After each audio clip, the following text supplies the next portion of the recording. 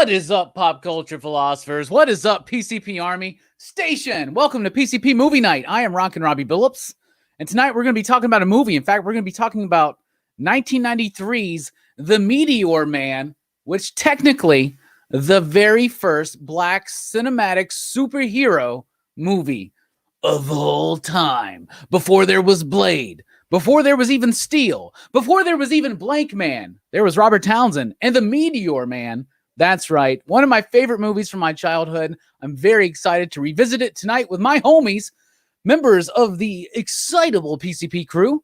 We've got Jelani. What's up, brother? What's up? I'm good. This was your pick. Oh, your tape fell down. Yeah. Tape. This is your pick, man. Why'd you pick this movie? Yeah, I picked this movie, man, because it is a fun childhood memory, man. It's still hot cheese, but it's hot.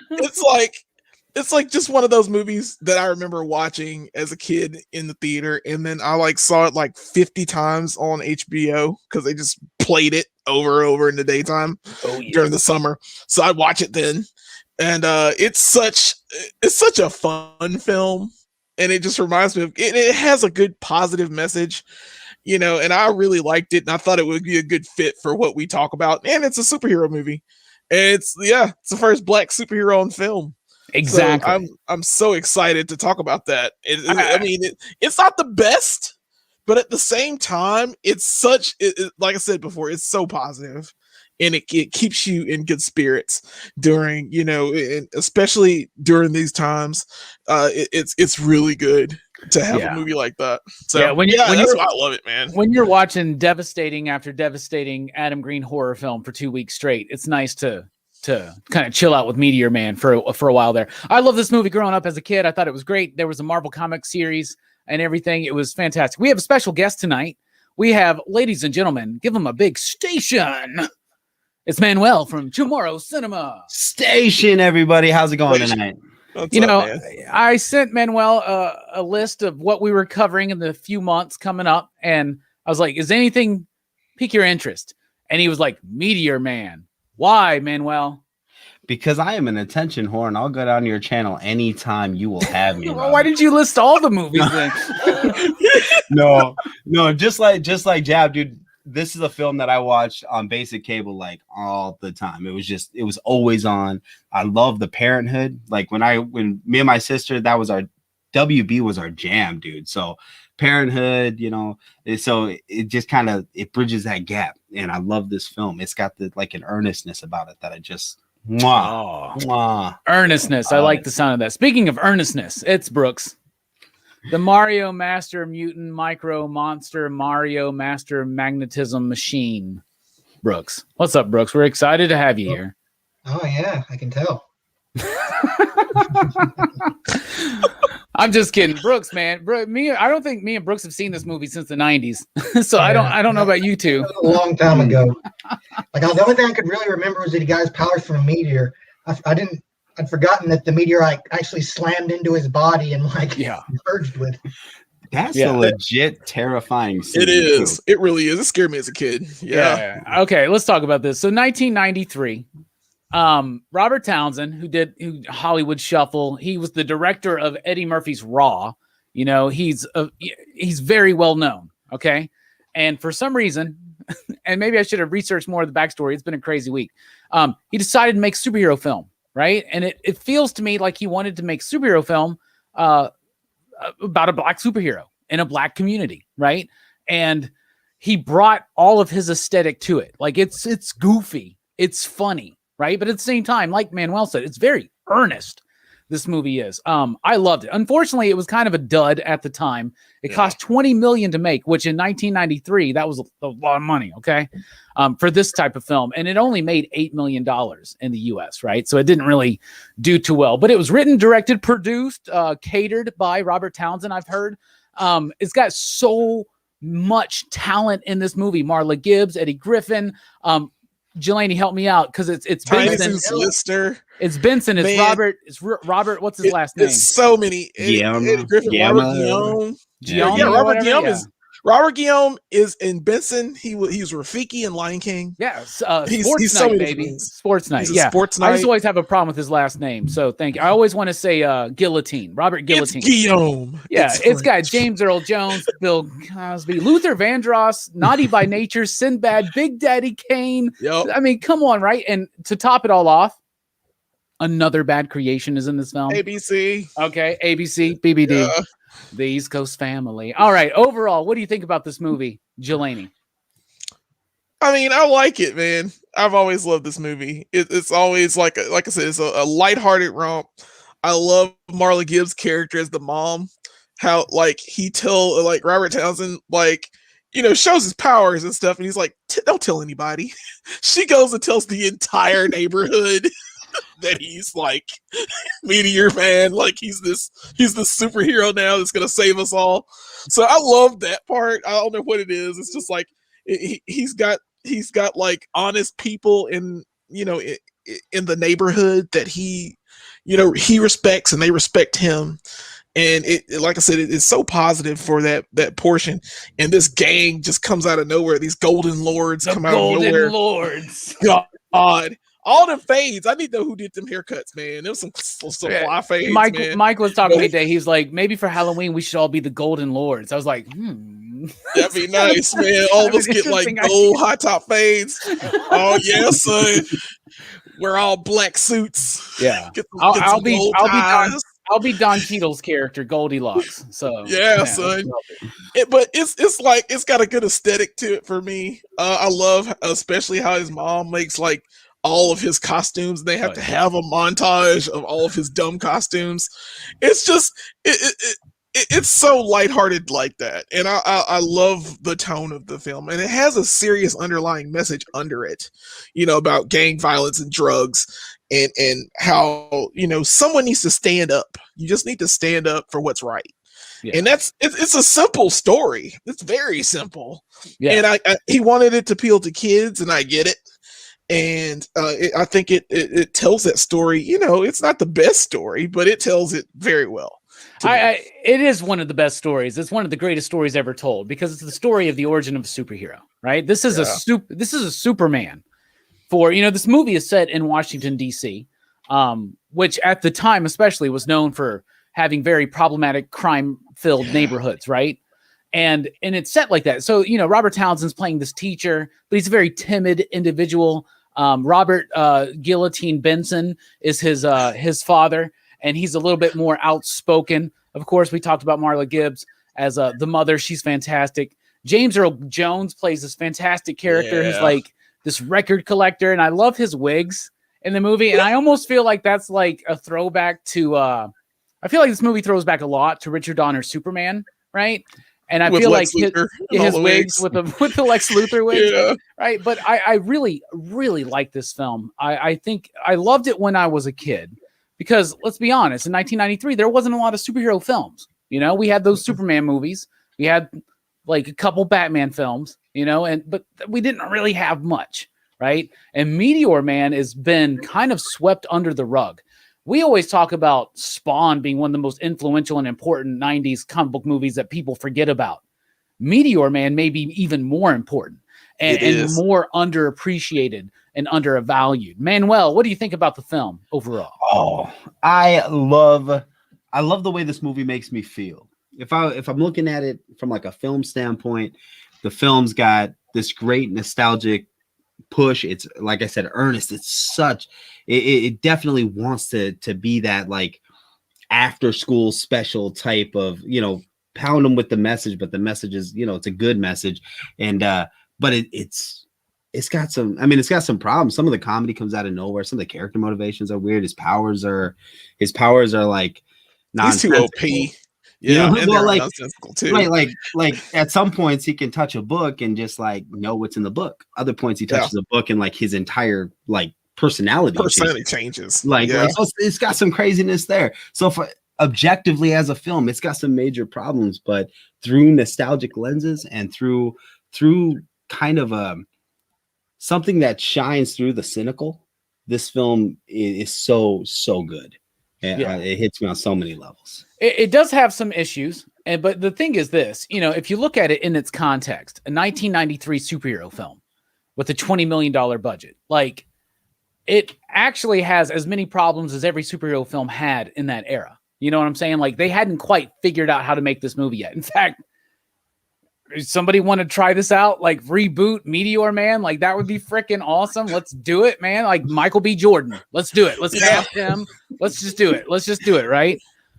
They make it too serious, right? It does have that. It does have that after school special to it, but I love the message because the message isn't like, okay, so it's a morality play. It's a superhero thing, right?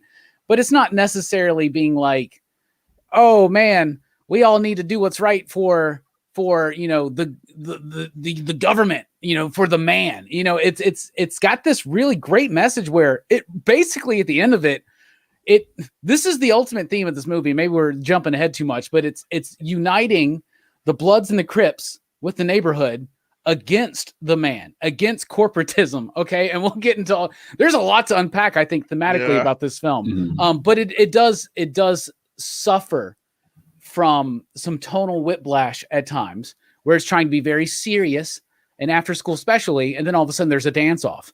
Yeah. But I freaking love it. And you nailed it through nostalgia. This is, I love this movie so much. Speaking of loving it so much, Brooks, I love you, man. Are you okay? Because Mike wanted me to check on you. Are you doing okay? Yeah. Okay. I'll live. Okay. Brooks, what do you think about the movie overall, man? I like this movie. I remember liking it as a kid too, because this is a very basic superhero movie when it comes down to it. But it's more like it very much is in the vein of like the Donner Superman movies, where it's kind of like a little bit goofy, but not too much. And like a lot of the violence in this movie is they sugarcoat a little bit, as to kind of cut down on the harshness of some of the stuff in this movie. Like, when his landlady gets beaten up by the dude, like you'd expect it in like a movie for her to have been shot or something. Yeah. But I think that kind of, this needs to be a movie for kids. So you don't want to, get too into that, kind of darker aspect of it. That's why everybody's wearing the biggest underwear you can ever find. I love how they made like muscle pads for a suit. Yeah. Yeah. Well, that's a very 90s thing. It is.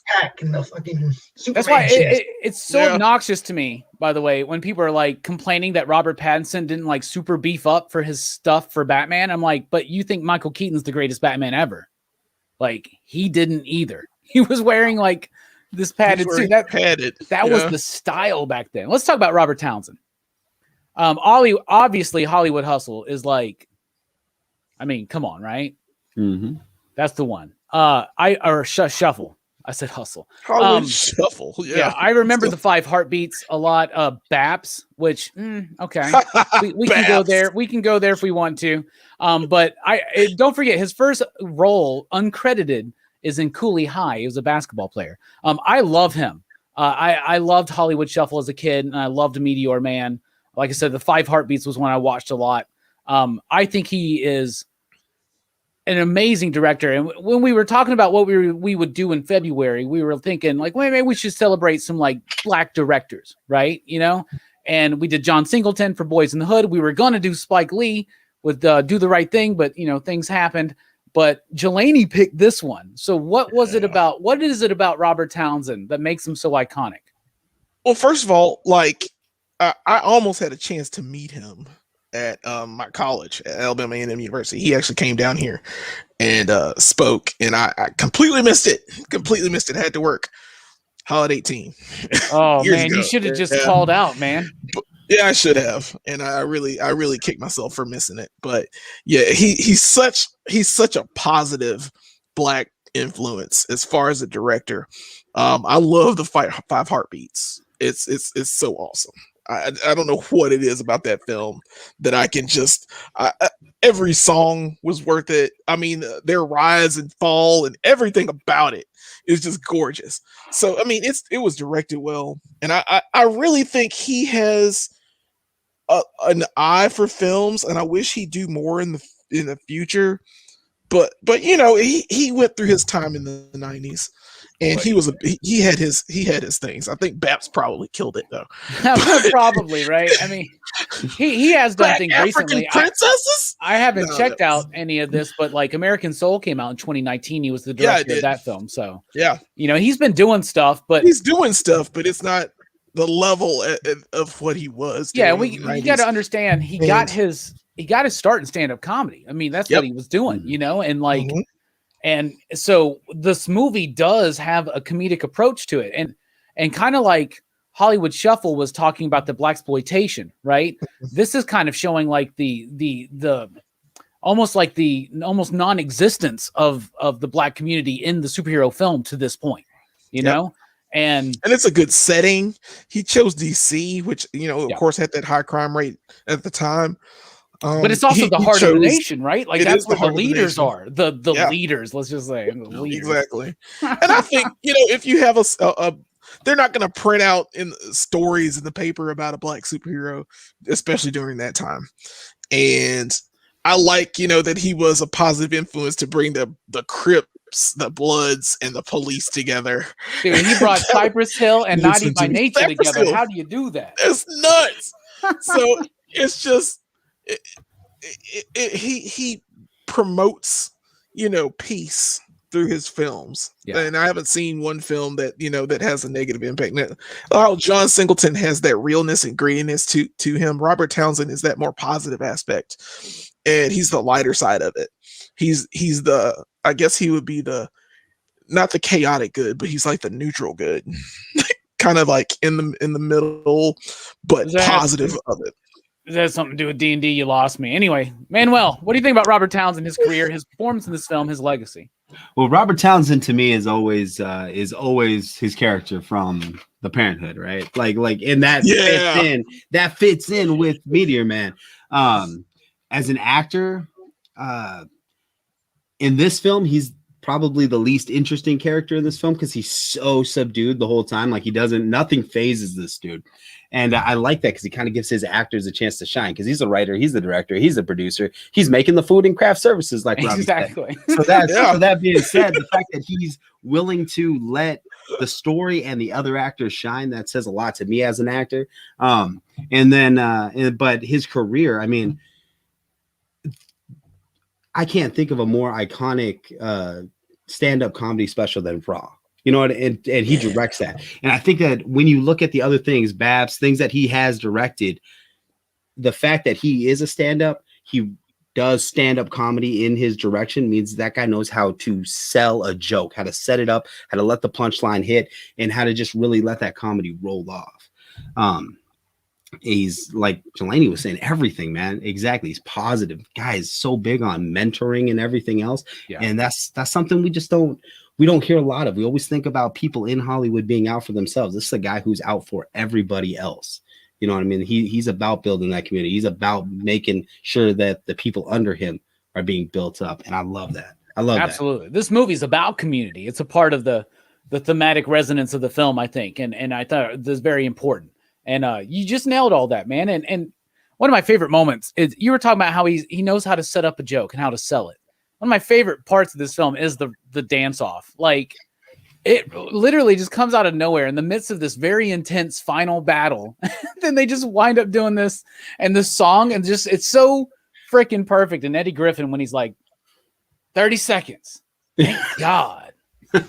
Speaking of 30 seconds, thank God. Brooks, what do you think about Robert Townsend in the film and him as a creator? Well, I'm not as familiar with him, this is the only thing I can think of that I've ever seen him in. Like, I may have seen him in something else that I can't recall, but I thought he did really good in this movie. I mean, he's playing the part. He's the Clark Kent. Yeah. He kind of becomes Superman, but not really. Yeah. Because he's the same. Like, I love how when he first starts flying, he's like always flying just a little ways off the ground. He's so stupid because he's scared of heights. Yeah. Yeah, like I love the humor in this movie. It's just so silly. Yeah, the Golden Boys, the Golden Lords, and the Golden Babies. Yeah. I love how they just like graffiti "Golden Babies rule" all over the place. Yeah, Why do it's you have so children out there? Why do you have kids? Like because, little I mean, kids. they're saying something. They're talking about this infestation that's hitting the youth, and it's even taking over the babies, right? Like, bruh. And I also think that I mean, honestly, I think because we're talking about 1993, we are literally at the pinnacle of the career of Another Bad Creation, and I'm sure that they didn't want to be the babies in the film. Do you get what I'm saying? By the way, when they show up at the mall and that one dude just like pops off his jacket and he's got the tiger and everybody else is just dancing, this like they're doing this dance number. I'm like, that is so fucking badass. Why do more gangs not do that, man? Because they like shooting and making cocaine. Dude, they do shoot, man. They shoot they're blowing people away. By the way, every character in this film is like a legendary character, like in a legendary like performer and actor. Like so many people, like to talk about the talent, $20 million. I bet 96% of that budget went to casting. Like, Pretty because holy freaking cow, the cast is amazing. Faison Love. Yeah. Faison Love, dude. He gave an interview. He said, "No, dude, a lot of them worked for nothing. Like Bill Cosby worked for like $1 a day because he thought it was important to have this film, Yeah. Plus, I probably had his pick of the extras. I don't know, man. I'm not gonna get into that. But no, people work for like $1 a day, dude. People were doing this voluntarily, dude, just to be part of this. So. I heard James Earl Jones just did it for wigs. Yeah. So I get to keep the wigs, right? He wanted to rap. He had an aspiring career. He's like, I'm gonna spit hot fire. They gotta know. They gotta know. What are you? What's outside of Robert Townsend and his performance, obviously, which I think is really cool. He is the Clark Kent. He's the timid guy. He has a really strong, solid arc in this movie, I think, where he finds himself. He has that hero's journey. I do hate how they immediately weaken him. Like most of the movie, I feel after he discovers his powers and we have all that fun stuff, then it feels like the rest of the movie is just him like, oh, I'm powerless. And it's just, I hate that. I wish he was a little bit more, throughout the majority of the film. But what's another character? One of your favorite performances in this film, Jelani? Oh man. Okay. Well, there's so many, of course. I'm gonna choose almost my favorite. And he says not a word in this movie. That's Luther Vandross. Why is he even in the movie? I choose Luther Vandross because it's like he was just there to be there. And he plays this hitman and he's doing these things. And my favorite scene in the movie is of him. And it's like the lady they're chasing Robert Townsend through the apartment complex, or they're trying to get to the apartment complex, and he's working with the Riddler. Yeah, Frank Gorshin, who's the head of the mafia. He's the head mafia guy. So he's down there and he's got his gun, and the lady's like looking at him, and he just looks at her like, I don't know how to explain it, but he has his gun and he just goes, oh. And it's like he doesn't say a word, and his gesturing, I'm like, wow, that was kind of badass. I love it. Talk. Yeah. So you get the idea that Luther Vandross is like, I'll be in the movie, but I won't bleach my hair. And they're like, okay, we'll create this. We'll create this other thing. He wasn't a Golden Lord. Yeah. No. Yeah. But I thought he played, not speaking and not just being intimidating, I think was a great sign of that. I'd also go to James Earl Jones. I'm gonna steal somebody else's too. Sorry. James Earl Jones is awesome. The wigs were great. The fact he was in this movie. Dude. Yeah. But yeah, Jelani picked the movie. It's okay. He can do it. I'm sorry. I got two. That's it. I mean, speaking and non-speaking, I'm out. But yeah, those two. What'd you like about that character? I love that character because I love the character because James Earl Jones' character. First of all, because of the wigs. First of all, the second part that he stands up at the end because he's kind of much of a coward. And he's ignoring reality. Yeah. In the film, and he's escaping into his records, right? And he's ignoring that he's aging. He's ignoring what's going on in the neighborhood around him. Everybody's ignoring it except for Jeff's father, because Jefferson. That's the character. Yeah, that Robert Guillaume. Yeah, and he's the scene that gets me for him is that when they're fighting at the end, and it's just like Robert Townsend's getting his ass whooped. And like he's looking down at it and he just cries and he takes that wig off and it feels like it's just this indignant look on his face. It hurts, and I felt him in that, and it's played so well. And and especially the other scene where the landlady gets beat up, and he's like, "I saw everything," and he was telling the news crew that he didn't see a thing. He didn't know what happened. He never did tell me anything, but he was just like, "I saw everything," and then he cried. It was just, it hurt me because he's finally starting to get it, and then when he finally gets it, he starts throwing his favorite records at the crew, and it's just that was the straw. And I feel that his character did have a successful arc, and I really liked him in it. I enjoyed James Earl Jones anyway. So he's just. I mean, come on, right? He could be in anything, right? He could be in a anti-drug PSA, and we would think like that was the most brilliant commercial I've ever seen. Yeah. I disagree with the premise, but I think it's one of the most beautiful things I've ever seen. Now he's fantastic in this film. I'm glad you mentioned him because. He's iconic for nerd culture and just for cinema. Like he's had so many amazing roles. America too? What? Is he gonna be in Coming to America too? Yeah. He's in it. Yeah. He's in that. Yeah, bro, he's in it, man. I saw the trailer. Guys or something. Awesome. Yeah. But it's great. Yeah. All right, Manuel. Well, I was also gonna pick Ernest Moses. Sorry. No, that's fine. That's fine. I'm still gonna talk about it. What's Robbie gonna do? Cut me off? All right. So So Ernest, what I loved about James Earl Jones. You see how I just cut him off? Did you notice that? Yeah. Don't tempt the tempter. You know what I'm saying? Anyway, I'm sorry. He's ruining you, man. He's ruining you. Look, he's doing the bit. So anyway, so the thing is, Ernest is a stand-in for both the community and for Meteor Man in this. Like, he's a guy who is in this environment, scared of this environment. That's indicative of when he won't talk to the reporter about what happened, right? He's scared of it. He is Jefferson as this kind of meek, mild-mannered person. And in the film, he wears a costume, just like Meteor Man wears a costume. At the very end, he realizes that even though he's powerless, he has to stand up. Meteor Man keeps losing his powers throughout the film. And then at the very end, it ain't even Meteor Man that saves the day. It's the Bloods and the Crips and the community. Moses is in my opinion, one of the linchpins of making the story work on a deeper level than just watching the superhero. So that's what I've been practicing in the mirror all day, and you ain't gonna steal that from me, Jelani. All right, now. But if I gotta pick somebody else, it's gonna be the actor's name, Simon. The main guy, the main bad guy, Simon King. Yeah. Yes. Roy something or other. Roy Fagan. Yeah, there we go. Yeah, the guy from Oliver and Company. The one dude we haven't mentioned yet by name, right? Yeah.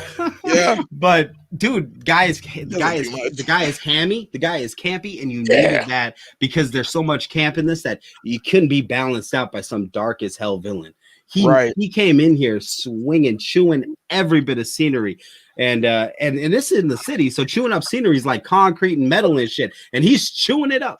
So dude was hungry, and I like that because you got a real subdued lead, and then you got a real campy villain. You got a recipe for hopefully success. I don't know. Wonder Woman was kind of subdued, and Alistair guy wasn't. So maybe I'm wrong. But I mean, it's no Skeleton Key, but it is no Skeleton Key. But he another point to that character. I loved how when he got the meteor and he finally had power, and he was like, "Shoot me, shoot me." And Don Cheadle's like, "You serious?" His next thought is like, "Get me all the world leaders." Yeah. I'm like, I'm the god of this world, or whatever he said. Oh god. Like, really, dude. Yeah. This is where you're going. If you look him up, it says Roy Fagan is an American actor, producer, director, and president of 3 in a Row Entertainment. Sounds really elaborate. Then it goes, he is best known for his role as Simon Kane in the 1993 film, The Meteor Man. But he's a great villain. He's a great villain. That's a great pick. What about you, Brooks? What's a character you'd like to highlight?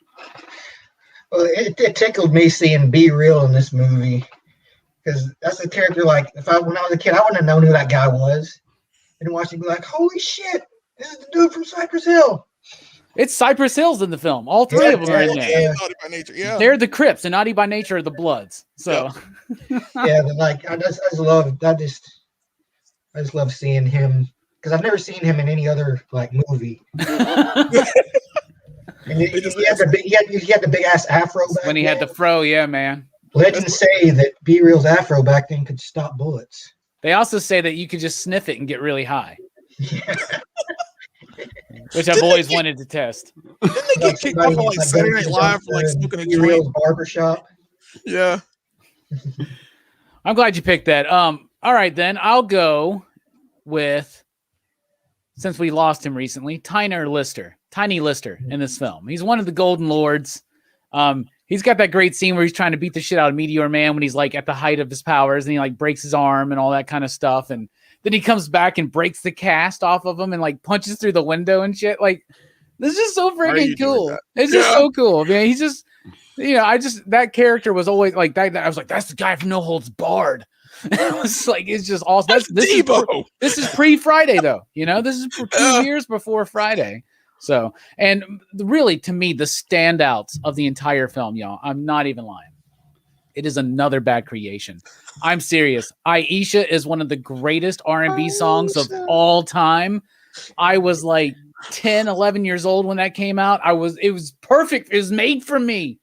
At the playground, we ate Cheerios. Come on. And don't forget, Don Cheadle is really, really good. He's not famous at this point, right? Yeah. He stands out in this film as one of the only Golden Lords who I remember the name for, and it's Goldilocks. Goldilocks. That's the greatest name. Yeah, absolutely. What do you think about the style and structure of the film? We already talked a little bit. It's kind of like a little mix match. It's got this earnest superhero morality tale, and it's got this like blaxploitation satirical thing going for it. What do you think about the style and structure of the film, Jelaine? I mean, you got it pretty much. I mean, it's trying to be funny, but it's also trying to promote a message. It has a little bit of both. And it doesn't, I don't think the pacing of it works well from time to time. It is kind of wish-washy, as we've discussed before. I don't mind that the style of it is that way though, because that's the 90s, and like 90s, it reminds me of a 90s TV show. Like if you had a 90s action TV show, that's what it is. That's how it looks. Like Mantex or something? Yes, Mantis. Yeah. It's kind of like that. It's got that feel. And I mean, in the budget, I think the budget was honestly blown on the special effect of him getting hit by the meteor. Yeah. Because God, first of all, it's terrifying as a kid because I was like, is he being eaten? Is that gross? It was just gross to watch. And just all of a sudden you're seeing body horror in the middle of this comedy where he's running. So, I mean, it's got certain things. I mean, the green screen's not that great, with the meteor. When he's running away from the meteor, you can totally tell that it's like, superimposed in. It just didn't look right until he gets hit by it, and then he looks that way. But it's that portion. I like the structure of the film. It's got its 3 acts. It tells me my story. It's very simple. It's and Robert Townsend is good at trying to capture the moment of the time. He does a good job of it in a lighthearted way. He's the everyman of 1993 in the inner city of DC, trying to do the right thing, being a teacher, with your best friend being Eddie Griffin, playing Eddie Griffin as a biology teacher. I thought that he was gonna, since he was a biology teacher, somehow he's gonna be the science dude or the guy behind the chair. He was the way. He figured, oh man, the meteor's destabilizing. It's destabilizing and calling it body. I'm like, bro, I don't know. I thought he was gonna make something. Honestly thought he already had like a little gadget at the beginning. I thought he was gonna make something to help regulate his power. Yeah, like to keep the meteor in his body. Yeah, I wish instead just like losing his power, like he helped him regulate it. Harness it, or like for instance, like you could do the all opposite thing and have some kind of kryptonite thing. But it was just, I hate how he gets this power and immediately starts losing it. He starts using it and it drains the meteor that's inside. It's like he's Spawn, but he didn't have 300 issues to get to the power drain. Anyway, Manuel, what do you think about the style and structure of the film? Style and structure fits in perfectly with the 90s, shot on a back lot neighborhood type movie. I mean, it's a $20 million movie in '90s, which is a lot of cash, but it still looks like it was shot on a TV budget and a lot of points. But the effects on it are good for the time. They're really good. ILM worked on this film. It's a damn good testament to what they could do. As far as the structure of the film, we talked a little bit about the whiplash, tonal whiplash. Thinking about it, talking it out with my 5-year-old who's a cinematic genius. Let me tell you, because of course I'm just shouting at trying to write my thoughts out, and she's like, "Daddy, can I have some chips?" I'm like, "No, I got to figure out how to talk about the style and structure of this. Robbie just sent me these notes. I got to know what I'm supposed to talk about." But when you think about it, right? Listen to the music in this film. Look at the visuals in this film. The very final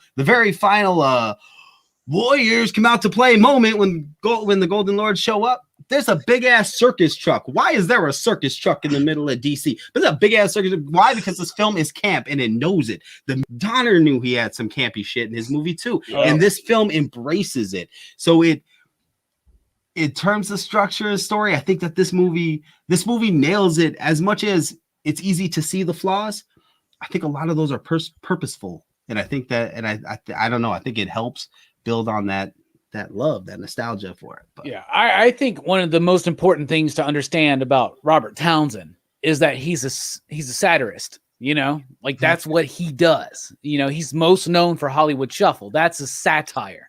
Yeah. You know, and this is not only trying to be the first Black cinematic superhero, it is also a satirical look at the white superhero. You know what I'm saying? And I really love it. It does evoke a lot of Richard Donner. The music, you know, we took out the music section for this, but the music is very cheesy and right, but then when it actually hits with the R&B and hip hop of the time, it's a great mix there. Like the music's really, really spot on.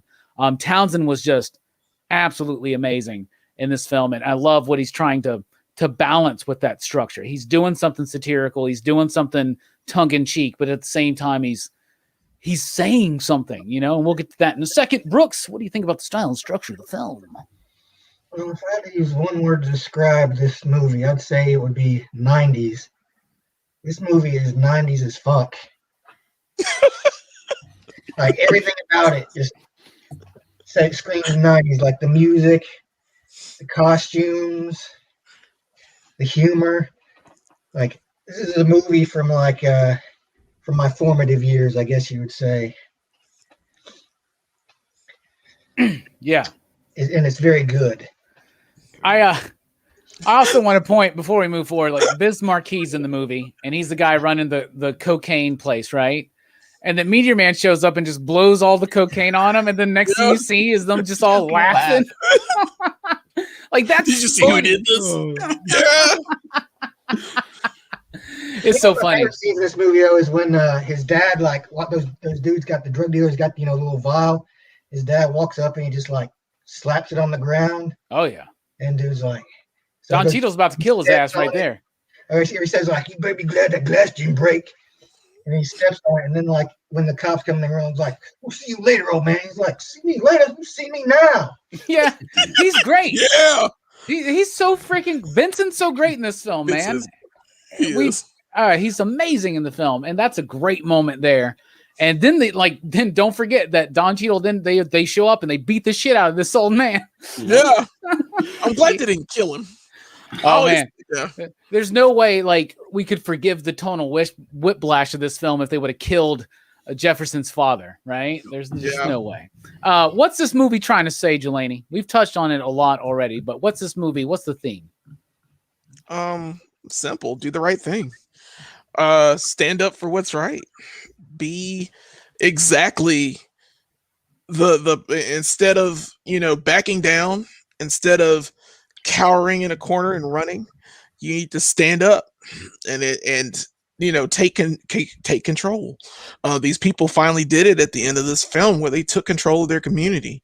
And the one thing I can't stand about this movie is the cops show up at the very end. I'm like, where y'all been? All of this graffiti, all of these folks getting beat up, all these people getting attacked, and the cops don't show up until the very end when the Bloods and Crips show up with their guns. Yeah, y'all weak. Weak, Yep. real weak. I think But- that's purposeful, actually, in Yeah. the film. So Yeah, it makes sense, but still weak.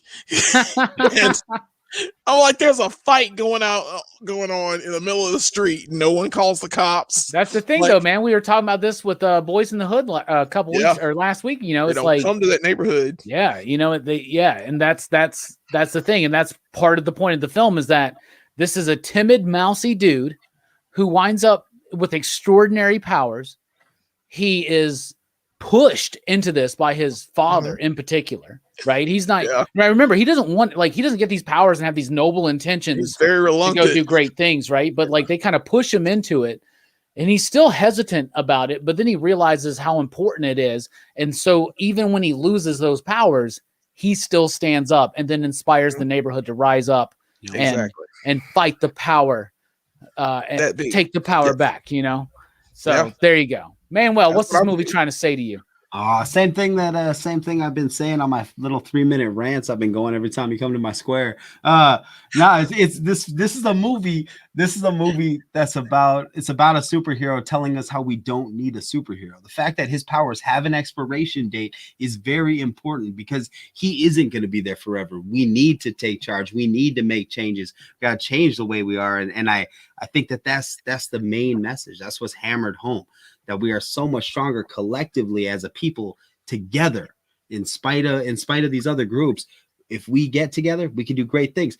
We can super fertilize some plants and make some Willy Wonka ass vegetables if we want to. We can do this, people. We can do this, because of the Meteor Man. So That's really dope, man. Well, you're very impressive there. That's exactly what it's about, man. It's about the idea that we don't need a hero, and We don't need another hero. exactly. Oh, thank you so much, Tina. I appreciate that. What about you, Brooks? What's this movie trying to say? I think it's saying like you can't rely on like one man to fix all your problems. Like Or a woman, like or any They or a turn- non-gender Yeah, specific quick. person. the idea is that they a real turn hero real quick. Yeah. fight your battles for you. A real hero inspires you to stand up for yourself and to find the strength within you and your community. Bruh, I'm so proud of you guys tonight. Because then when it comes back around to me, I usually feel like it's my time to like blow you guys away with some like really resonating philosophical nonsense about what the movie is. But you just all nailed it. It's the hero's journey. It's finding the power within yourself. That the only reason why each individual has power within themselves is to inspire the community. Because what are we without the community? We are nothing, just sitting alone, watching hatchet films all the damn time. Like you got to get out in the community. You got to bring your gifts and do something good with it. And that's what this movie's about. It's in any other superhero film, the Bloods and the Crips would be the villains. But instead, it's the Golden Lords, which, as badass as they are, let's just be honest. And we were talking about the style and structure of the film. The most stylistic choice in this film, that's like the most fantastic and awesome thing, is the Golden Lords. Like their whole aesthetic, their whole look. But here's the thing. They are not a gang that is a product of the streets. Yeah. They are not the Bloods. They are not the Crips. They are not Cypress Hill. They are not Naughty by Nature. They are a corporatized gang, right? That is run by a corporate interest, which is the Riddler, right? And Luther Vandross for some reason.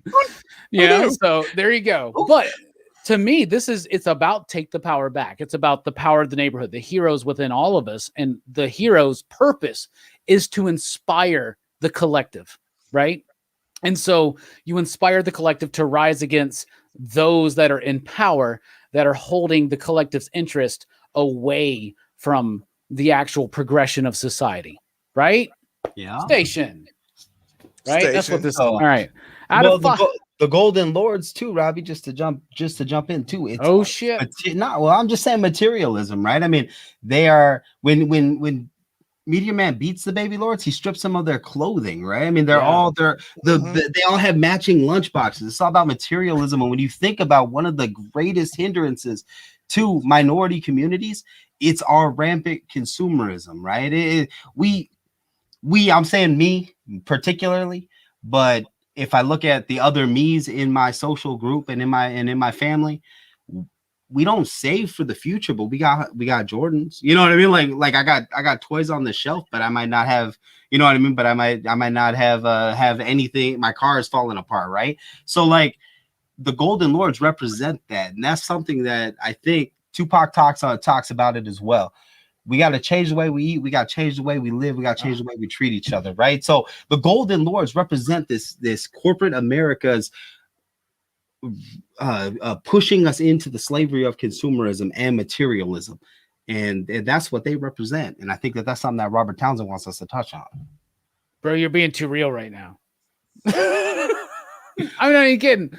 Like, no, you're right. Like, and that's something is, and especially those of us who are pop culture aficionados and we do show and tells, and we're even encouraging each other to spend more money with show and tell, because, you know, it started out, we were always telling people, they're like, no, just show something that you already have. Every week we're showing new stuff. Bruh, that's how that's the first step in how they can control us is through things like consumerism. And, you're being too real right now, man. Like, why am I buying Adam Green signed Blu-rays and Transformer toys when my car's falling apart? Like, oh my God. We got to change our lives.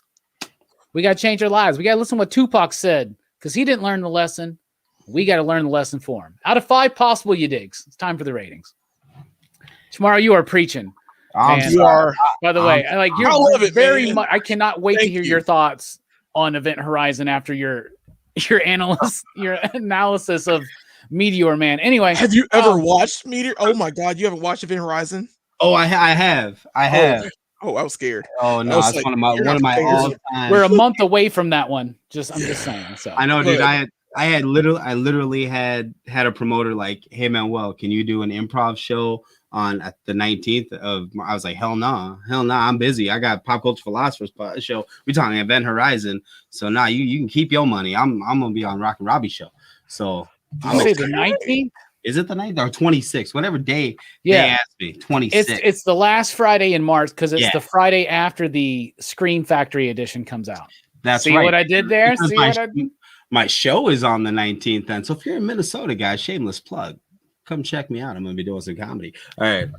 There you go. All right. Out of 5 possible you digs, you out there in the chat, what do you give the Meteor Man and what do you give it, Jelani? Well, it's a positive message. It does a lot of good things, but it's still, the story and the structure are kind of weak for me. And I would watch it again. So I'll give it a 4.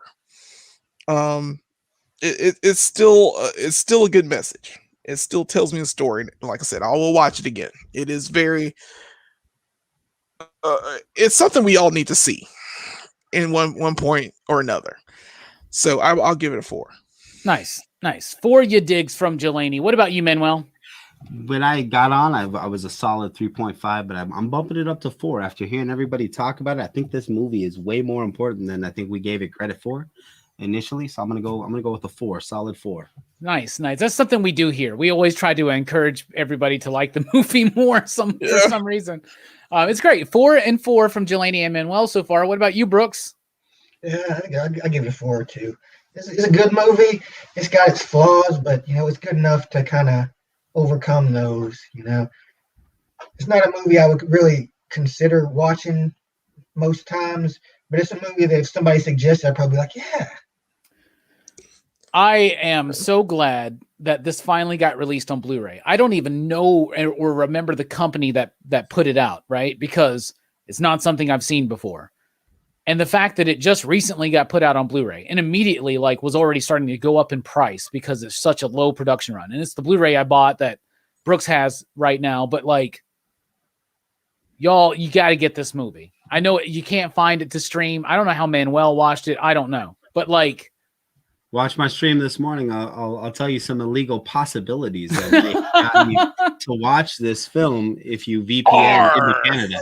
You golden lord. Anyway, I'm going to go right along with you guys and give it a 4. I was planning on giving it a 4 because if I was watching this for the first time as a critic, I may give it a 3 or 3.5. But I watched this movie when it came out. I had some of the comics when I was growing up. I loved this movie. I loved superheroes, and there wasn't a lot of superheroes on film, and there were no black superheroes on film. So this really spoke to me. It really I've always remembered this, and revisiting this for the first time in over 20 years was such an amazing experience. All of it wrapped up together with the earnestness of this film. The earnestness of this film. 4 you digs. That means 4, 4, 4, 4 for a PCP average of 4.69, dudes. Look at Twitch trying to ruin the bit. Let's see what everybody says here. Fable says 3.5 you digs, but I bet now he would go 4. But whatever. Bobby says 4 you digs. Sam Fett, what's up, Sam? Sam says 3.5 you digs. 62 Lefty Blue says it's got a nice beat and you can dance to it. It's true. Mm-hmm. Bro, I'm not even lying. When they're at the mall and Another Bad Creation comes out and they're like dancing, I'm just like, bro, I want a musical number right here. Why did we not get that? Come on. Stefan says 4 you digs. Fable says it's no skeleton key. Am I right, tomorrow? Nothing skeleton key. Dude, I said that once as a joke, and now I can't stop. Every single time I gotta say that. I'm a slave to it, man.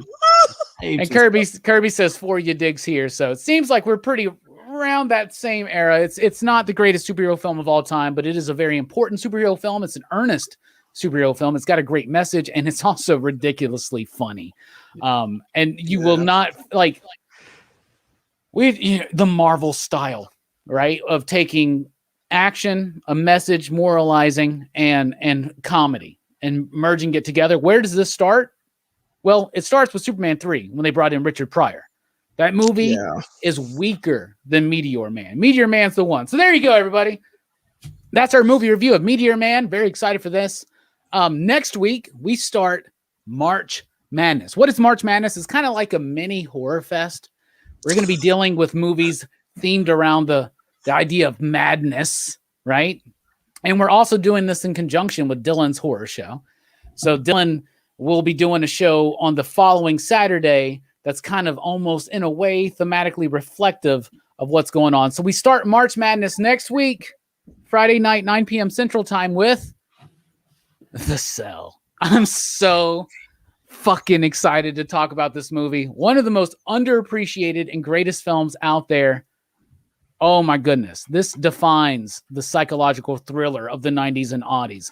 I love it. But tomorrow night, join us over at Dylan's Horror Show. There's a link in the description below. That's right. Dylan changed his channel name officially to Dylan's Horror Show. So you owe him to come in and check out our show tomorrow night, because I have spent 2 weeks watching nothing but Adam Green shit. So join me, Dylan, and special guest. There's going to be a special guest. Who is it? Dylan doesn't even know who the special guest is. This is going to be the biggest surprise of Dylan's Horror Show career. Join us. I heard about this one. Join us for the Adam Green episode tomorrow night. Anyway, we are dipping out. That's our review. We'll be right back, though, for PCP Back Chat and WandaVision spoilers, and, of course, Show and Tell. Woo-hoo. Yeah.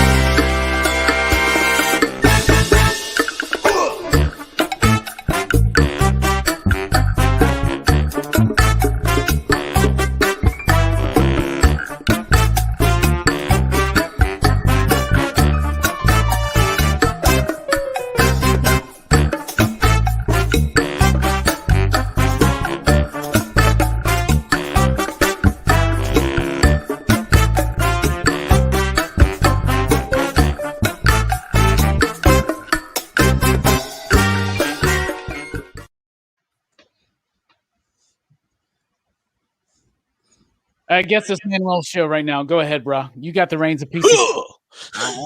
Today and welcome y'all to Pop Culture Philosophers. I'm Island Boy Manuel, and today we're going to be talking WandaVision. We're going to be taking a deep incision into WandaVision, guys. There will be spoilers in this episode. I don't care if there's a 1 week ban. What's it going to do? Mute my mic again? Hell no, y'all. Come check out WandaVision. I loved it. I did not anticipate Squirrel Girl jumping in there at the last minute and taking out the T-800. That shit was surprising. It shocked me. Did it shock you? Let us what know about in the when comments. Gambit showed up and he was like, Mon ami, solitaire. Don't mess with the X-Men. Oh. It was the Yeah. best. And then Hugh Jackman shows up and he goes, Snooper's gonna snoop. Yep. Oh, I wish that would have been Snoop. That would have been dope. Just random.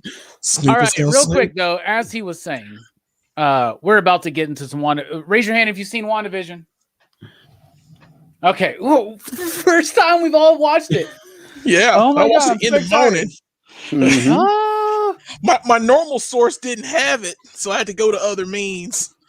Wink, wink. You know what I'm talking about? No, Wink, real wink. dude 6. This is not a spoiler-free review, just so you know. But there are not Yeah. so many spoilers about this. There's some spoilers, obviously. But anyway, I just want to say this. For our brief critical incision on WandaVision. Thank you for that Manuel. Yeah, that was awesome. I love this episode. And once again, I just want to tell you guys all your conspiracy theories about Mephisto and Nightmare. And I've been saying for a while, I was like, I think it's simpler than that. You know, I think Wanda's behind it and Agatha's trying to help her understand her powers, right? Just want to say that once again, I feel like I was right. And you should listen to what I say. And Vision is white now. And what's the reason for that? Like I've been telling you guys about these books all of a sudden. And now all of a sudden these books, key collector apps firing up. They're like, oh, buy this book. First appearance of the emotionless white Vision after he dies and this and that. Y'all, I'm not a speculator, but if you just, listen, sometimes you can strike some gold. Anyway, now I really like the episode. I'm a big fan of the character of Agatha Harkness. I really like the story. They flipped the script a little bit because in the comic books, she was a survivor of the Salem witch trials. But I like how she was on trial in Salem back in the 1600s by her own witches. I love how she is not the person responsible for what's going on. It is still definitively Wanda. We get some revelations about what's actually happened. That Vision that's in there is not Vision. Okay. And so, but maybe the combination of the two can give us the real Vision, right? Like, her 'Cause it's the real recreating the body. Mind Stone or whatever. Who knows? Yeah. Whatever. But I loved this episode. I thought it would be more of an Agatha centric. I didn't realize she was just going to get like 5 minutes of a little bit of a backstory, and then the rest was going to be about Wanda's backstory. I love how it's called Previously On, right? So it reflects all of these shows now that, okay, if you look at the way that they're evolving the idea of American television from the 50s, 60s, 70s, and onwards, right? And now we've surpassed. Now we've gone into the idea of now there are no shows like the 50s and 60s and 70s and 80s and 90s anymore. Those shows don't exist anymore. Every show now is just a big, long story, a big, long movie. It's always previously Cinematic. on Lost, previously on X-Men, previously on WandaVision. So I thought that was very clever, a really nice touch. I love how this is the most different product we have ever gotten from Marvel Studios. Like literally the most different product. Yeah. It's an exploration of television. And I told everybody, I was like, obviously Wanda's based this on television that she saw from America when she was in Eastern Europe watching sitcoms, right? Like That's her let's say, TV. Once again, Rockin' Robbie was right. So Jelani, what do you think about WandaVision? Well, I mean, it was kind of obvious where it was going. I think I saw this happening, but I didn't see. I was mad. I couldn't see the forest from the trees at the beginning. I'm glad that we still got the story that we have now, because I'm digging what we have now. But those first 3 episodes were kind of jarring.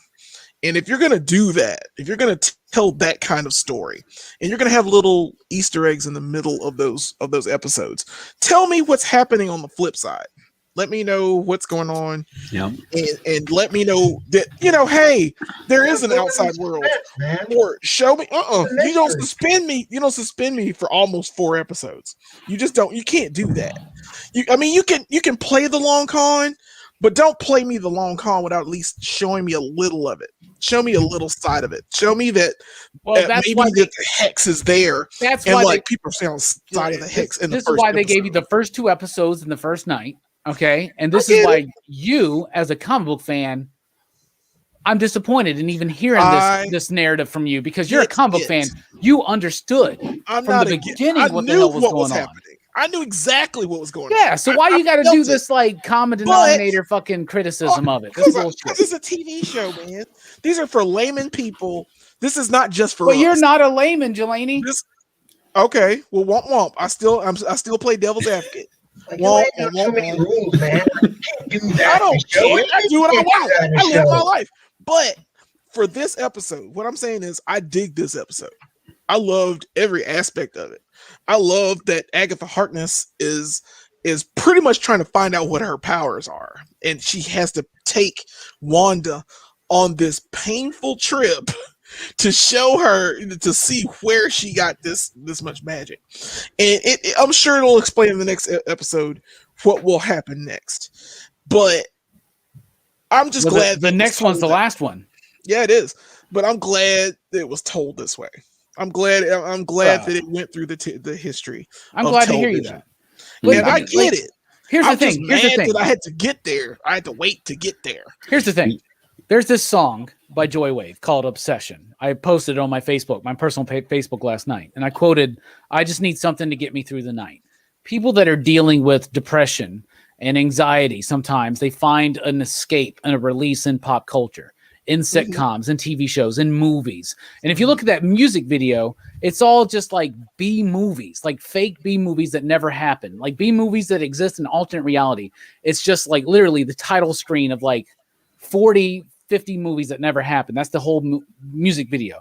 And I found this profound idea like a couple weeks ago, that's what that means. Is it's about this. I just need something to get me through the night. Like we can find these obsessions with sitcoms, like some random thing that you just grab a hold of at a low point in your life, and you just binge through the Brady Bunch, and it just for some reason leads you out. You know what I'm saying? When I was a kid, it was Cheers, like that. Cheers and Three's Company, Amen, and Benson, and those were like the ones. And then it led into things like Mr. Belvedere and Perfect Strangers, Full House, Family Matters, and then it blossomed.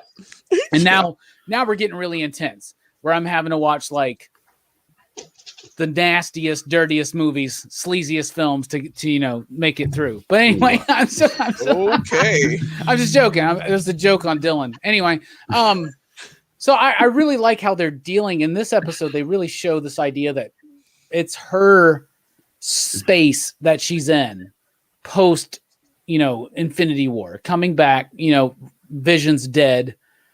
And she's confronted with this, what's going on. And she creates this reality based on this fantasy that she's escaped into.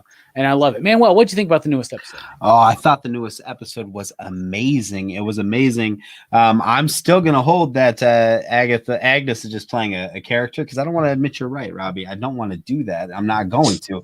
So, no, but it was so good. It was so good. I love the fact that Agatha is still kind of teaching. She's the villain of the piece thus far, right?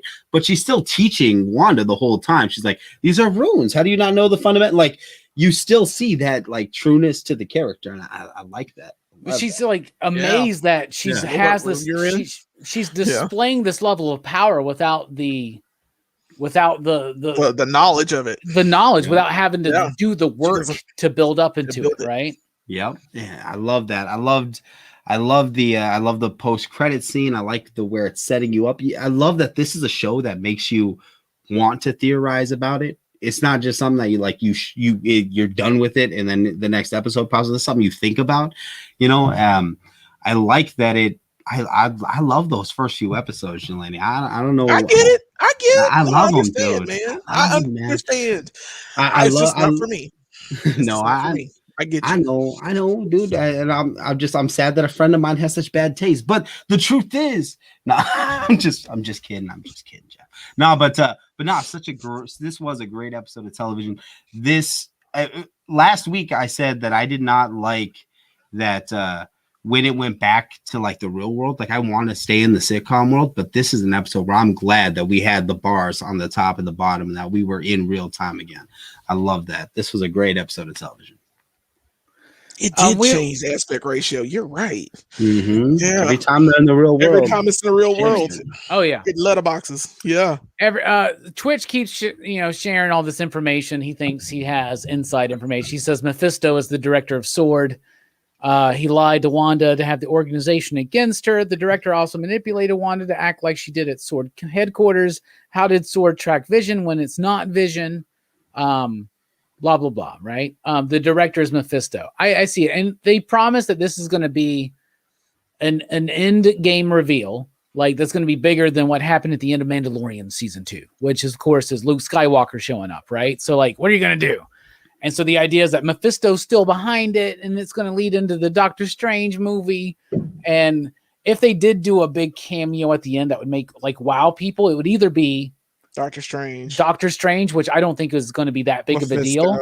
Or if it's the reveal of Mephisto or Nightmare as a villain and a cast is a very famous actor, like a Keanu Reeves or something, like they would blow you away, right? If like Keanu Reeves just all of a sudden showed up and he's Mephisto and it's like, Nightmare. I don't think that's going to happen, but I'm just saying, like, that's the only thing I can think of that would be a big freaking deal. Yeah. But I'm glad that they are getting to the root of what Scarlet Witch is, what she can do with her powers. Gave her a great backstory. I love the bit. Kurt Busiek did this whole thing in his Avengers run with George Perez, and Agatha Harkness reveals to Wanda that she's attached to something called chaos magic, which chaos magic in the Marvel Universe is something different than chaos magic in universe that we exist in, which I think is Universe 693. But don't quote me on that. So it's a different form of chaos magic than we typically have talked about on Team Dog Shades Nights. But it ties to this idea of like Chthon and all. Ooh, you got some shades, man. I like that. Yes, I always have shades. I'm ready. Brooks, what'd you think about the newest WandaVision? I thought it was good. It was kind of, it's focused on, this is like the episode is getting us caught up, before the big finale, so there's a lot of story in it. But I liked the flashbacks, I like seeing like young Wanda and Pietro, how their family was, it kind of like gives gives you the backstory of them, like from before Age of Ultron. Like how did they end up with Hydra? You know, like how come these two guys just all of a sudden have these powers? Like out of all these people they've experimented on, I thought that was kind of cool that they threw that aspect that she was magic the whole time and she didn't even know it, and her innate magical abilities are what gave her kind of that, let her sync up with the Infinity Stone. She's a mutant. Yeah, I said that on my stream, the Chamor Show, Tuesday nights at 7:30. I said that. No plugs, Manuel. No plugs. Oh, I was just giving context, Robbie. No, but I said that. I said, you know, what impact does the fact that Thanos snapped all these Infinity Stones into atoms and that they're now spread across the universe? I said, if you wanted to bring mutants into Marvel, that's how we do it. They have latent abilities that they didn't know about. That way we don't have to worry about all this history. Like, oh, weren't there mutants way back then? Nah, because everyone just got it. Similar to like what they did on Agents of S.H.I.E.L.D. with the Inhumans, where everyone just took some fish pills and ended up with powers. Like that sort of same thing happened, that the Infinity Stones were making them. Yeah, but that ruins the idea of things like Xavier, Magneto, and Wolverine to me. Because they're old. Apocalypse. They're ancient. Right? Like, if you do it that way, you lose those characters' rich history, and those rich histories are very, very important. Mutants have already existed. The idea is that she had her powers before she came in contact with that Mind Stone. Before she somehow manipulated that Mind Stone in some kind of way, made a connection. That is the door that is led open to connect her creation or recreation of the Vision to the dead, lifeless, cold, emotionless body that Sword is going to send after her, right? Yep. But they're not going to wrap all this up in a nice, tidy bow in the next episode for the final, for the finale. That's not what's happening. This is 100% leading into probably Doctor Strange in the Multiverse of Madness, because obviously they've already mentioned Elizabeth Olsen's in that film. So there you go. And by the way, I was never completely sold on her as Scarlet Witch in the MCU, because I just thought that out of all of the characters they've done, the most disservice they have done is to Wanda. Like, that Wanda Maximoff is so much more badass and capable of so much more bigger, grander in scope stories. And I feel like they've done that in WandaVision. And it's amazing to me that they started with the smallest bit, which was just a bit about the Dick Van Dyke Show, like, and the way it's blossomed into this revolutionizing. And I think this will introduce the idea that some people are born with their powers, and let's not, even if they don't reveal that Wanda's a mutant, which I'm sure they will, even if they don't do that, here's already a big reveal. She has created 2 kids, right? Just like she did in the comic books. They were born with what? Powers. What does that make them? Mutants. Mutants now exist in the MCU officially. So there you go. Speed and Wiccan. Any final thoughts on WandaVision before we wrap that up? No, I just thought it was brave that they went with like such a emotional and character-based story for the penultimate episode. There's not a ton of setup here other than to reinforce the characters, and I thought that's pretty brave considering the flack they got the first 4 episodes. They didn't try to move anything around or change anything. This is still like super character centric. I thought that was brave. Yeah, they've done a great job. They took great strides with the show. And the thing is, knowing where Wanda is and what she's doing, those first 3 episodes make a lot of sense. They do now, but I just wanted them to have, like, at the end of the first episode, I want to be like, there are people standing outside of the Hex being like, what the crap am I watching? I wanted stuff like that. And then if you give me just a little bit, and I understand you want me to wait, and I get it, but you tell me immediately, of course this isn't right. This isn't where we're supposed to be, and then you can tell me the other stories. And then of course, you can go back and forth, which they do later on. It's just, I wish they had done that in maybe the first or the second episode to give me an idea of what's happening. Not just the beekeeper. Oh gosh, there's a beekeeper, and they don't really get into that. that's fine. One of my get first theories about WandaVision was like, because of the beekeeper thing, I was like, AIM's involved. Yeah. We always thought everything was Way off. Yeah. The next week, I was like, no, I think it's more like Mephisto, Nightmare, or something. I hear Evan Peters is coming back as Quicksilver. So I mean, I hope he does too, because I mean that fake Petro.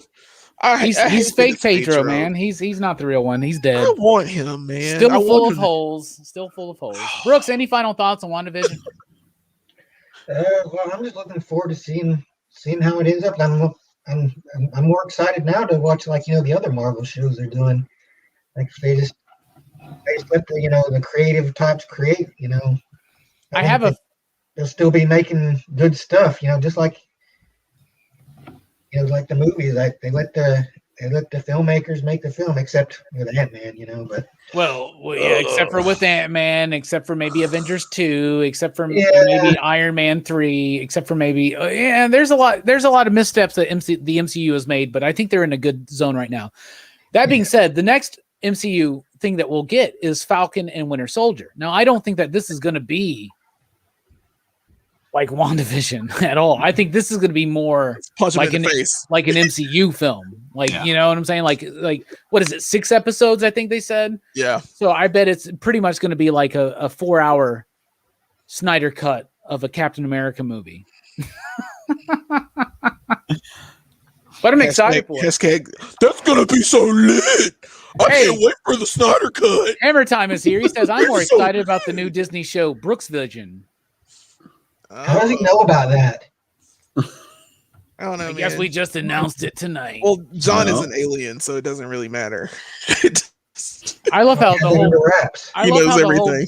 I love how the whole bit started as John claiming Brooks was an alien, and Brooks has successfully turned the bit into John is an alien. And I bet that makes John feel very powerless and weak right now. So I love that. He just wishes he was John Big Booty. Have UFO hunters gathering around his house.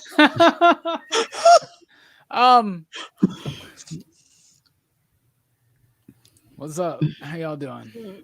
What y'all want to talk about? Good. Chat ask us a question.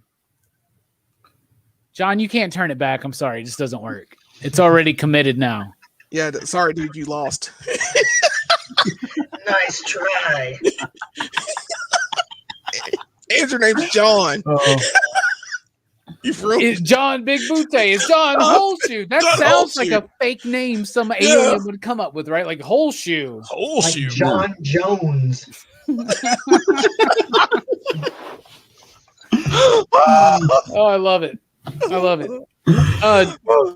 Manuel, are you excited for Falcon and Winter Soldier? I'm excited for Falcon and Winter Soldier. I'm more excited now, after seeing the trailer. I love that they zeroed in on that dynamic. That little tiny scene in the airport in Civil War between those two has turned into 6 hours of television. So I like that dynamic. I think it's gonna be funny. I think it's gonna be, it's gonna be like, I don't know, MCU Bad Boys, right? I mean, it's just gonna be like a buddy cop movie. I'm excited. I would prefer to say something more like Lethal Weapon, over Bad Boys, but I would have preferred to say that too, Robbie, but I didn't. and now here it is. Well, no, I don't like Bad Boys. Lethal Weapon's still my favorite. I like Bad Boys. I like Bad Boys for life. Dun, dun, dun, dun, dun, that should have been the 4th movie's name, by the way. Bad Boys for Life. Should have been the 4th movie. Just saying. It was the 4th movie, wasn't it? Or the 3rd? No, it's the 3rd. There's only 3 of them, Julian. I thought you loved the franchise. I hate it. How do I know more about it than you? Brooks, are you excited for Falcon and Winter Soldier? Oh yeah, man. I was always looking forward to that. Because I figured there was good potential in it. It's kind of like Captain America style stories with those two. I imagine they probably end up fighting Hydra and AIM or some other kind of. It's Zemo. It's Zemo. Bet on Zemo. What I love about it is that Zemo's back. It's the guy from Civil War, right? Yeah. Remember, Zemo was in Civil War. Yep. And he wore his bastards. In this one, he puts the mask on, man. Yeah. He's actually Zemo now. It's evolution. Baron Helmet. His face by Adhesive X. Baron Helmet Zemo II is one of my favorite Marvel villains. Okay, and it's because of Station, Thunderbolts, right? Like Thunderbolts by Yep. Kurt Busiek, Mark Bagley, and then Fabian Citizen Nicieza. Oh my goodness, I love that run. It made me love that character. I am ready for him to put that fucking mask on because I thought the character's weak as fuck in Civil War. Like I love Civil War. It's a great Avengers 2.5. It really is. It's a better Avengers 2 than Age of Ultron. Quit hating on Age of Ultron. I have to every time I can. Whatever. He gave us Vision holding Mjolnir, man. Whatever. You got to look at good stuff for it. God, you're such a muggle, Jelani. I just don't understand. How have you read comics? You're like for 30 plus years, and you're such a muggle still. Jesus, lowest common denominator. Anyway, congratulate. No, I'm your devil's advocate. I will always be so. I love it. I appreciate it. Somebody has to. I'm just glad that Zemo's wearing his mask. I'm ready. I'm glad for this one because you didn't ask me. My thing I'm glad about is that it's Cap's oldest friend and Cap's newest friend, and they have two different ideologies, and they are buddy cop ish. I'm gonna love how this does play out. Dude, don't you hope they do a scene where like one of them stuck on a toilet and there's a bomb? Yes, and he's gonna wear a bullet blast jacket. I'm gonna cover you with my wings, bro. Don't worry, Bucky. We're gonna be fine. It's gonna be awesome. I can't wait for this show. I mean, Marvel for me can do no wrong. Disney does all, or DC does all the wrong. DC will always do all the wrong. Not about that. It is. All right. Here you go. Here's new news that broke today. Let's talk about it. Sure. They're rebooting Superman at Warner Brothers. J.J. Abrams is producing it. Basically, he's executive producing it. It's Bad Robot Productions. It's written by Ta-Nehisi Coates. There's no director attached. It's not directed by J.J. Abrams. Doesn't matter. So let's hold our lens flare jokes, okay? I'm tired of them. Those are old hat, okay? Abrams is just producing, okay? But Ta-Nehisi Coates is writing. Damn it, I don't have now we're getting word that Henry Cavill is not attached to this. And in fact, the idea behind this, and something flagged in my head as soon as I saw that Coates was attached to this, okay? What? I'm sorry, I don't want to put an epilepsy disclaimer on this video, so you need to stop doing that. But what? I'm sorry, I couldn't hear you. Here's the thing. The idea is that this. You remember the rumor from like a year or two ago that they were going to do a Black Superman movie with Michael B. Jordan, right? Mm-hmm. Yeah. And they, Morrison created a Black Superman, the Superman of Earth 23. He's the president. It's a fantastic character, by the way. But the idea apparently is coming out that this movie is about the first cinematic Black Superman. It's appropriate that we did Meteor Man today, right? And this news broke. I think Ta-Nehisi Coates is a brilliant writer. His comic book work is okay. His work in journalism and writing his books, like I love them. Like the book that he wrote, what's the name of his book that he wrote to his son? I don't remember what it was, but it's a fantastic book. I'll look it up. But Coates is a great mind. I'm interested to see what he will do with this because I think his comic book work has been kind of imbalanced. But I think that's just because it's hard to adapt his kind of thematic thinking into a comic book script, right? But he's doing a Superman movie. He's writing one that will probably focus on a Black Superman. That's interesting to me. What do you think about that, Jelani? I mean, I don't mind it if he follows the story of that Superman where he becomes president and all that stuff. Now, of course, it's going to get the pushbacks because they're like, "That's not my Superman. Well, you got my Superman." Well, those same people didn't like the last couple Superman movies, so fuck them. Yeah. So, I mean, there's not a Superman movie, by the way, I don't like except for Superman 4. Just so you guys know. Quest for Peace. Yeah. Boo. Quest for Garbage. Garbage. Yeah. Garbage Day. Garbage Day. Hey, Superman. Garbage Day. And he put Yes. No. Jordan, whole shoot. Michael B. Jordan's not attached to this. This was a rumor back in the day. Right now, there's no director or actors attached to this. It's a rumor that is going to be involving a black Superman, but it's a strong rumor. And the idea that Ta-Nehisi Coates has agreed to write the screenplay, I'm for it. Yeah. I mean, I'm for it as long as J.J. Abrams has nothing to do with the directing. As long as he has nothing where he deals with the aesthetic of the film. I just want him to like do his little bad robot at the beginning of the movie. And that's it. So let somebody else take care of that other portion. Let somebody else write that. I mean, actually get into the meat of the aesthetic of the film. As long as you get that right. yeah. And you have a plan for it. Please plan for what you're going to do. Because if you're going to tell a story about a black Superman, and you're going to get that story from a great writer, then that's fine. Tell me that story. You get me 3 movies out of it. That's fine. Get me that stuff. Get me all of it. Get me all of it. Shut up and take my money. I do want to say that the Ta-Nehisi Coates book that I was talking about was Between the World and Me. I listened to that one on Audible, and it was fucking fantastic. And it's like a book that he wrote to his son.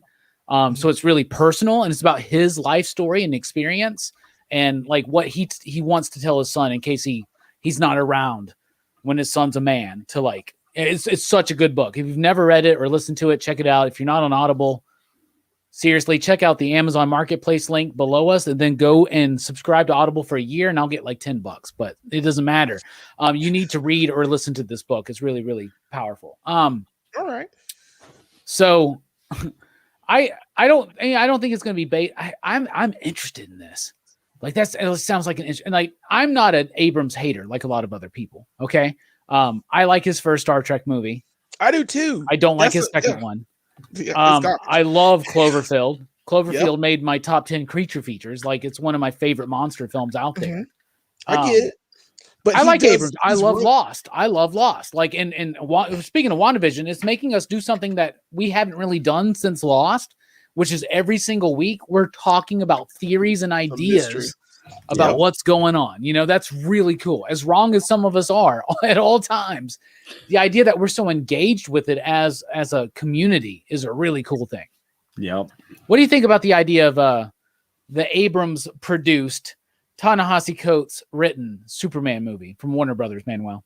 Oh, I like making fun of J.J. Abrams, but I really like J.J. Abrams movies. So that said, I like Felicity and shit. Like, I mean, I like Alias. I like that shit. I don't like Alias, but I get you. So that said, I'm excited. I'm always excited to see somebody's take on a superhero film, especially if they are going to make those kind of changes, because I feel like that's where the best creativity lies. If they decide to do a black Superman movie and they decide to do it as a great film first, focus on making one picture, you know what I mean, instead of trying to make 5 like they would do if they were going to make Cavill, then there's so much studio meddling. Let them make a great movie. Let them run with it. I don't know. I'm pumped. I'm still going to be dropping anti-JJ memes. I am. That's okay. That's my nature. I can't change his spots, but I do, for the record, like him, and I do. I'm looking forward to it. I'm actually looking forward to it. I cannot wait till they get a director attached to it, and then I can get more excited. A lot depends on the director. I think with JJ though, Snyder. I think Zack Snyder and the Snyder. It's not gonna be Snyder. It's not gonna be Snyder, but I'm really worried with JJ attached to it. It's gonna be someone just kind of generic. But back to the Michael B. Jordan thing. I don't want him to play Superman because I want to reserve him for the Meteor Man remake. So, Brooks, what do you think about this news? I mean, I'm down for it. I'm always down for a new Superman movie. It's kind of like at this point, I'll watch just about any comic book movie, but especially if it has Batman or Superman or one of the big names in it. But I mean, I'm I've been burned by DC, like everybody. We all have. So I've been burned by Marvel, bro. Let's be honest, okay? We've been burned by Marvel too. Don't forget the Italian Not Red as Skull. much. Okay. Marvel burned me a little bit. You're gonna blow back to the like old DC levels. DC's got Whatever. that degree Don't burns forget on that DC made superhero movies first. They You did. know, Marvel Yeah, didn't but they like. do it as Don't good. Warner don't Brothers. don't act I'm not like against Marvel's. it. Don't act like Marvel or I'm not the. against it. Don't act like Marvel or the disembodied manifestation am of Stan talking Lee has about always made the right greatest superhero movies of now. all time. I am 'Cause talking Marvel. about right now. I'm not Well, but talking about Let's those look at old the history of goddamn cinema, though. Shield DC and Nick has Fury, had the lock. Hasselhoff. No, I don't. I'm not talking about that. I am talking about cinematic universe, which is they have failed to replicate. DC tried, but they unfortunately blew their wad way too quick. They were like, "Oh God, Right? first we're gonna have a Superman movie, then we're gonna have a Superman Batman movie that introduces all the Justice League, and then we're gonna put Doomsday in it and kill Superman, and then we're gonna do this, and then we're gonna do this, and then we're gonna make Justice League, and then oh God." See, I like looking at the DC films each on their own merits. Like like Man of Steel, Batman versus Superman, Justice League is one film to me, right? That's Zack Snyder's DC film. I don't look at it as building the cinematic universe. I look at Aquaman as its own. I know that that's what the studio wanted, but Zack Snyder had a different, you know what I mean? He wanted to make Justice League his films, you know what I mean? So I don't look at it quite that way because like if you look at what DC does when they're not trying to be beholden to the expanded universe, DC Cinematic EU, whatever the fuck they call it. That's what they're trying to do immediately. Yeah, but I'm just saying, like, if you look at them just as individual films, like Joker by itself, you look at even Suicide Squad, Birds of Prey, which are not great films, but like just on their own merits.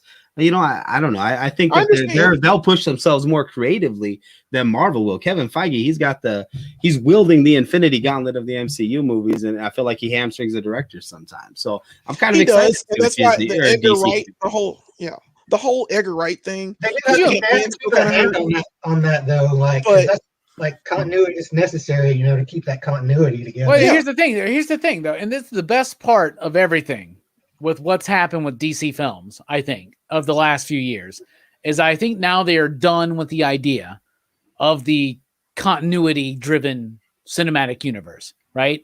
And they just want to make good movies again. And then I think they're still trying to connect it though, because all this Flashpoint nonsense, you know, and then Marvel's doing like everybody's into nostalgia, and I get it. We want to see what's his name back as the Flash and Michael Keaton back as Batman, and we want to see the Spider-Man back. Why would anybody want Andrew Garfield ever come back in the movie? But anyway, Hitman does. Willem Dafoe, yes. Let's bring Willem Dafoe back. But Jamie Foxx and Andrew Garfield, can we not just forget that those exist? Come on, Sony. You don't know how to make a Spider-Man movie without Sam Raimi. Anyway. Or Marvel. I think okay, so Twitch, I think Twitch said that there hasn't been a great DC movie in over 10 years. I disagree. I think Joker is amazing. Okay. I know a lot of people don't like the Joker, and there are a lot of reasons why people wouldn't like that film, but I think as a film, it's a really great exploration on the awareness of mental health in a community and how that relates. Like, I don't feel like this movie is excusing the violence. I think this movie is trying to understand the violence, right? Wait, so, are you talking about the Snyder Cut? No, I'm talking about Joker. Oh, yeah, Joker's the Todd Phillips film. Yeah, I really like it. I think that's a solid. That's what DC needs to do. It is. Right? Yep. So I'm really one shots. Yeah. Really pumped for this Matt Reeves, Robert Pattinson Batman movie. That trailer, I'm down. I'm 100% down for that. You know me and how I feel about the Snyder stuff. By the way, I'm one of the few that thought the Army of the Dead trailer looked fucking awesome. I like every Snyder movie I've ever seen except for Sucker Punch. And I am extremely excited that we are just literally days away. He's a bro from the Snyder Cut, man. Whatever. I don't give a shit, man. I'm a Snyder brony. I don't give a shit, dude. Okay. 4 hours of bro. Here's what I'm going to tell you something. I'm going to tell you something. Real quick. Okay. Okay. Frank Miller cannot make a good Frank Miller based movie. Okay. Have you ever seen The Spirit? You seen The Spirit? I have. The first Sin City's pretty solid. Yeah, Rodriguez, obviously. Okay, let's talk about that. The second one I've never seen, so I can't speak on that. But I'll tell you this. nobody would ever make a Watchmen movie work. Terry Gilliam wanted to make this movie, and he changed everything. Okay, every time this movie was brought up of the Watchmen, it changed everything. We got a different ending. I used to speak up for the Snyder ending of Watchmen, but after seeing the HBO TV show, right, it's better. I really feel like they should have kept the squid in there. Okay, but I think that's the best Watchmen movie we will ever get from anybody. You're right. Okay, you're right. I also think not only did he do an amazing adaptation of 300, I think he actually elaborated on the story of 300. Okay. Yeah. I also hate horror movie remakes, but there's one horror movie remake to me that is just so stand out, different from the original, but still the same in concept, but still different. And that's Dawn of the Dead. Okay. That's good. And James Gunn wrote that. And I throw a lot of credit to him too. I'm just going to tell you, I've liked every Zack Snyder film I've ever seen, except for Sucker Punch. And I think he has made movies that would be impossible for anybody else to make work. And I know we may lose 2 or 3 subscribers tonight. I don't give a fuck, because I got to be true, authentic, and honest. And I love every Snyder film I've ever seen but Sucker Punch. Thoughts on Zack Snyder, his entire career, Jelani? You're trying to base it on his entire career. I know what his career is. Basing it on his entire career, bro. I'm basing it on his DC films, and his DC films are Shiite. And you don't like 300? That's a DC film. No, it's not. Yeah, it's Frank Miller. Watchmen is. But Watchmen's not bad. Watchmen is a great film.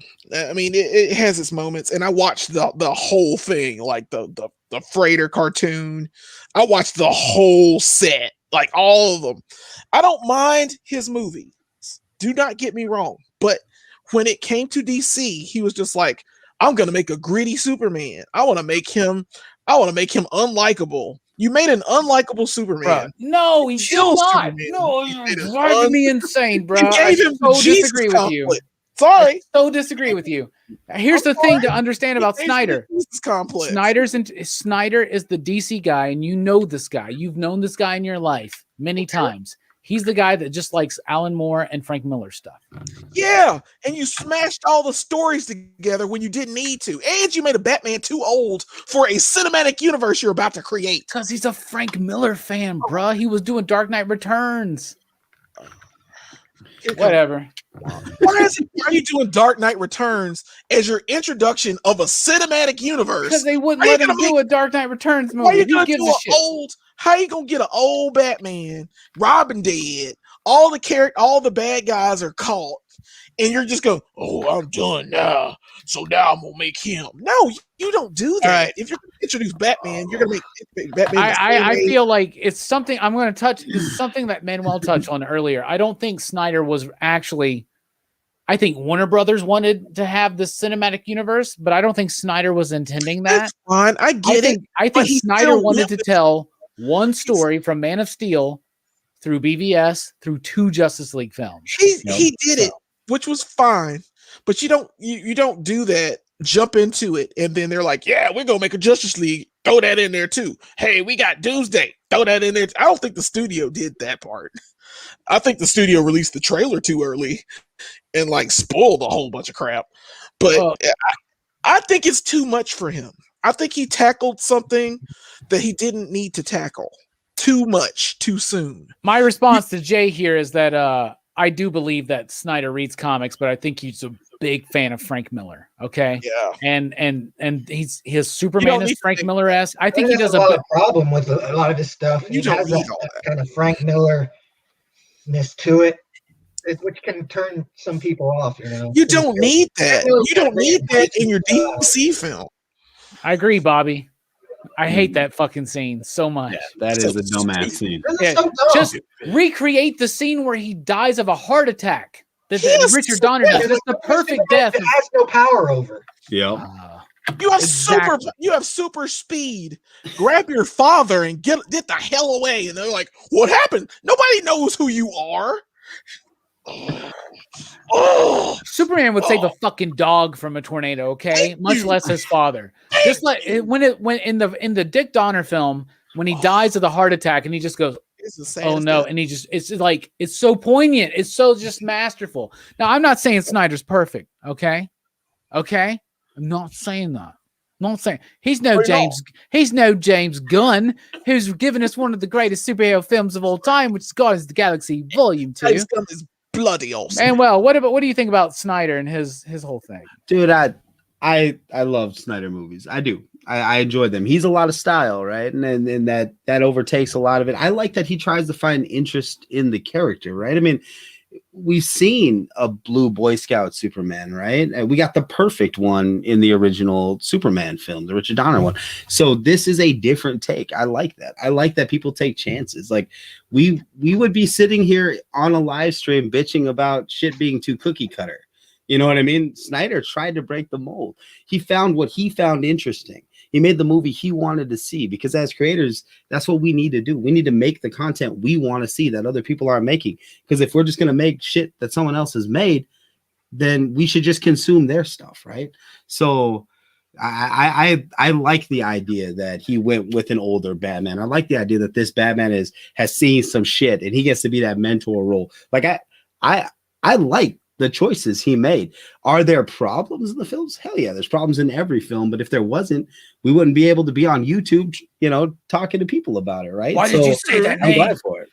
Oh, and Martha. Martha. Oh my God. Thank you. Why did you say Thank that you name? for the reason why that movie is shit. I don't give a shit. I'm going to tell you this. I'm a lifelong reader of Superman comic books. I got into Batman when I was like 10 years old, or a little bit before, because of the movie. It was the 89 movie, obviously, it drove me to it, but the Adam West and the animated series, it all combined. Then I read Superman comics before I read Batman comics. I never made the connection as an old school, long time comic book fan that their mothers had the same name. I never made that connection. Zack Snyder did, so I give him credit for that. So I don't give a shit. I like that scene. Where's the detonator? I love Christopher Nolan. Where's the detonator? Like it's we can make fun of things, all kinds of things. Was freaking gold. The problem was, let's just be honest, the best Batman we've ever gotten on cinema it's true, is George Clooney. Yeah, dude, if he had a couple less nipples, Robbie, I think he could have done good things. Oh, Val Kilmer had. Why does nobody care about Val Kilmer's nipples, but they hate George Clooney's? That's not fair. Because they made an emphasis. They made it an emphasis in Batman and Robin. And they zoom in on his crotch, really? His ass. That's all in Batman Forever too. Is it? That's all in Batman. Yeah, rewatch it. Fucking watch it. You're right. Yeah, Delaney was all about that. We revisited it just a couple years ago. Schumacher was all about. We watched it. Well, the idea that Schumacher wanted the costumes to look like the statues of the Greek gods. That's the idea.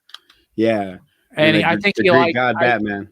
I think, dude, they do it. Here's the thing though: in Batman and Robin, they do the close up of Batgirl's ass and nipples as well. So, well, they'll show her nipples because she's got something there. That looks like she's got pasties on or something. I don't fucking know, but whatever. Brooks, what do you think about Snyder's career?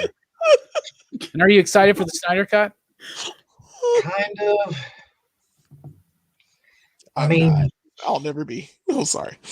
I do like a lot of Snyder. I rewatched Watchmen like a little while back. It was actually held up really good. I liked it. I love 300. I think that's a good movie. And I don't remember if I liked his remake of Dawn of the Dead. It's been a while, but I mean, Man of Steel. It doesn't really do much for me. I mean, I didn't care much for BVS either. I wouldn't say they were bad, but it seems like he's not. It seems to me like he's just scratching the surface of Superman. He's not going too deep with it. Like, because I think the biggest, like, what really pissed me off was when he killed him in BVS. Like, you're gonna kill Superman in the second movie? Like, why don't you give us more Superman? Like, you set up in Man of Steel, like why he has this, why he feels like he needs to save people, Yeah. And you get started in and then he just killed him off. Yeah. And I thought that was just a really bad decision. Can I tell you why, bruh? Can I tell you why? Because he's Jesus. Here's what it is. Resurrection. It is Jesus. Okay. Here's the thing. Snyder had 3 movies in mind. he had Man of Steel, it's the birth. He had BVS, the death, and he had Justice League, the resurrection. Now, I think the idea of making 2 Justice League films was a Warner Brothers decision. I think he wanted to make one big giant film to wrap it. He is doing the birth, death, and resurrection. He's doing Superman is a sun god. Okay. He is written and created by Jerry Siegel, Joe Shuster, who were Jewish immigrants, right? He is based on the mythology of Judaism and the Moses story. Instead, Moses was sent in the carriage on the Nile River, right?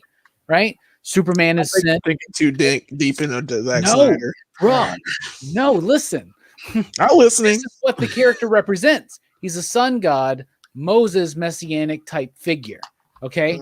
Snyder gets this. Dick Donner understood this too. We all talk about that Richard Donner film with such reverence, which, by the way, has one of the worst endings of the worst superhero endings ever. He's gonna spin the world around backwards, like whatever. Okay, but even in that, Marlon Brando says, "I give them you, my only begotten son." The Jesus metaphor is there because the Jesus story represents is connected to the Moses story. It's connected to the hero's journey, the sun god story. All these figures. Okay, whatever. Maybe Snyder's too into it. I like that kind of shit, so I'm down with it. Whatever. Here comes. I'm just. Oh, go ahead. Oh, go ahead. No, go ahead, Johnny. No. I had nothing but disdain for what he said. But here it is. I was just gonna say, but Batman's gun runs out of bullets in Justice League, so he just stops shooting, and then it's all down, and then Superman shows up and beats up Steppenwolf. Oh my god. Yeah. That Justice League movie's terrible, but that's not Snyder's movie, man. It is totally Snyder's movie. That's not Snyder's movie. Snyder's movie comes out. Snyder's movie comes out in 3 weeks. 4 hours of the Snyder cut. No, I don't mind. Save your judgment until the Snyder cut comes out. I'm never watching it. I'm good. I saw the first Justice League. They can't say anything about it. I'm gonna be salty probably on it when it comes out because my ass is gonna be sore from sitting for 4 damn hours. I'm just gonna say that much. But I don't. They kill Superman in the second film, but it's kind of the same logic behind having an older Batman. We know who the fuck Superman and Batman is. Like I don't care if you've never. I don't care if you've never read. Like you know him. So it's like you don't start your franchise off if you're gonna make one with your oldest Batman. What if they start? Okay, Batman Beyond. They gonna start off with an old ass Batman and they make a Batman Beyond movie. You know what I mean? That's fine. Make me a Batman Beyond movie. Bring me old Batman. Give me Michael Keaton Batman trying to train Terry McGinnis. I want to see that shit. Show me my money. I do want to see that shit. Shut up and take my money. But this shit. Anyway, all right. Yeah. I mean, I'm tired of being divisive. So, what do you guys want to talk about more positive? We're not really divisive. The chat is totally on Jelani's side. They are. I don't care. Zack Snyder cut. Can't wait to watch it. It's so good. I'm done. Dance. Sorry. I did. I did a hold down several times. I don't know what I want to say. Say dance. Y'all have a good week. You've been good. Yeah. Mike wanted me to check on y'all. Jay Strick too. He wanted me to check on you guys. Make sure you're doing okay. Doing great. Doing great. I mean, I'm good. Yeah, I'm okay.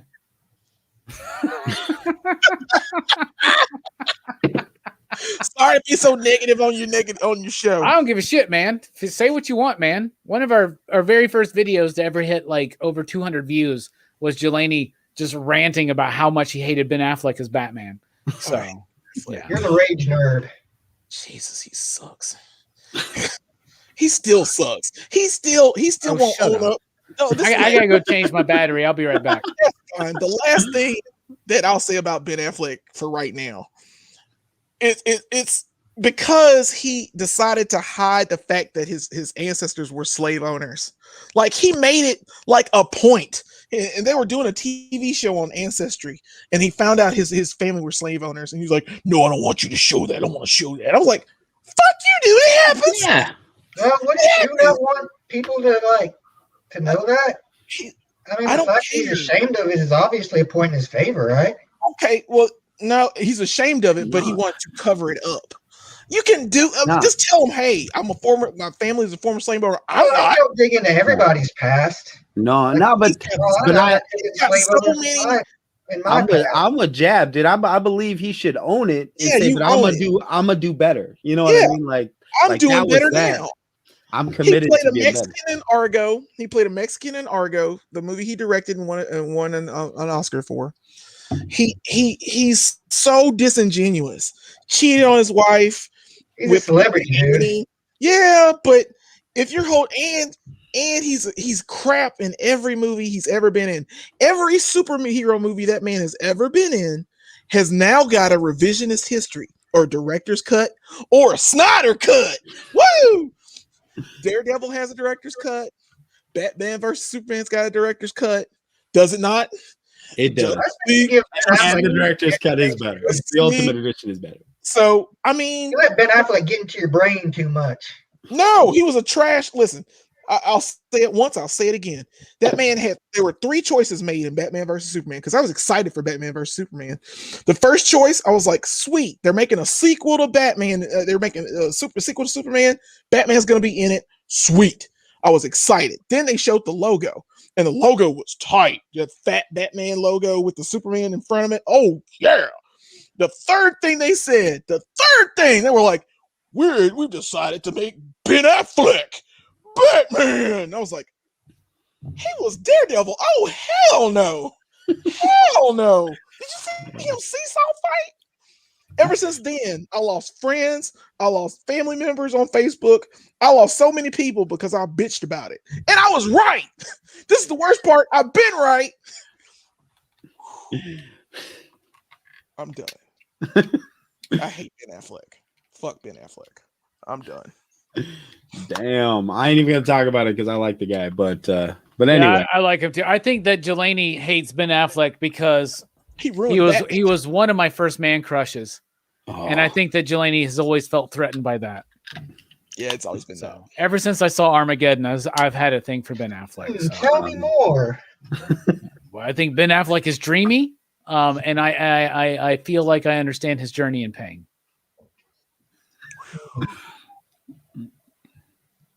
Yeah, but Jay and Silent Bob Strike Back technically isn't a comic book movie. And it didn't need a director's cut because it was directed by Kevin Smith. It's got Bluntman and Chronic in it, though. So is it technically a comic book movie? Isn't it, Jelani? Not really, because because it's based on the actual. They did the actual comic book. I mean, Michael Allred, Michael Avon Oeming, they were all part of it, right? Count because it was because I consider Dogma one because of Chasing Dogma. So I mean, I'm just saying, you know, it's in my comic book collection. Movies. The only good movie Ben Affleck was ever in. What was it? Tell me. You know what it is. Phantoms. He's the bomb in Phantoms, yo. No, he's doing the bit. No, his brain just shut off from this shit. He's like, oh, yeah, no, he's frozen, you guys. It's real. No, it's not. Never. No, I didn't think so. Oh, you got him. Station. I can never fool you guys anymore. I have to pull that shit on actual like comic book creators and shit now. It pisses me off. And they get all like, I think he's frozen. Dude, I was on Southern Comic Geek stream tonight, and they were talking about Doomsday Clock and shit, like doing all the bits that like I see on our show constantly. It's hilarious. Well, the Doomsday Clock thing came from that random Alexander guy that one night, right? Where yeah, he was dude. Like, yeah. He must do it like everywhere because people are like, "Oh, Alexander's on, be ready," and then people start making Doomsday Clock references. I love how the PCP Army has just gotten to this idea that like, no, I've never read Doomsday Clock. Yeah. What's that? What's going on? I love it. 7 years to come out. So good times. Great oldies. Well, did you guys see Legend of the Guardians? I saw Stefan talked about that. Did you guys ever see that owl movie? No, I've never seen the Owls of Ga'Hoole. No. Yeah, Did you say the owl movie? Yeah, the Legend or the Guardians of Ga'Hoole or whatever. No, is it like bats? Is it like bats with La Bamba but with owls? What is it? Yeah. Is it a horror film? Yes, that's exactly. No, it's like a fantasy film. Yeah, I know what you're talking about. I never saw owls. It was pretty damn good, Stefan. Man, well, I got to that. Okay. One difference between me and you is I ain't got a kid, so I ain't got to watch shit like that. Okay, so like, One difference between me and you is that movie came out like 10 years ago. My kid is 4. No. So I'm just saying. Yeah, dude, that trailer with the 30 Seconds to Mars song I dug that shit. I was so pumped. And it's a good fantasy movie. I'm just saying. What's it called? I'll watch it. Legend of the Guardians. The Owls of Ga'Hoole. Was there ever a sequel? No, there was no sequel. But it had Obi-Wan. I wonder why. Because it wasn't good, but I liked it. But I liked it. No, it's got some scary moments. I wish I could have. How does it make you feel that Zack Snyder gets to remake Justice League, but the Owl movie never got a sequel? Dude, I'm gonna tell you that it breaks part of my soul. All right, it's a part I wasn't using. You know, it's like the part that gives a shit about speed limit signs, but it broke that part. It says then I got a bunch of speeding tickets. I think that the filmmakers owe me some gosh darn money. That's all I can say. Look at John's like, I got that movie in 3D. Movie night at John's house, everybody. Weird stretch, bro. We're gonna eat spicy pizzas, play arcades, and then watch the Owl movie. The Owl movie. Oh, you're gonna be surprised. You're gonna be surprised. No, I'm just joshing. Yeah. Oh. All right, time for the official station identification.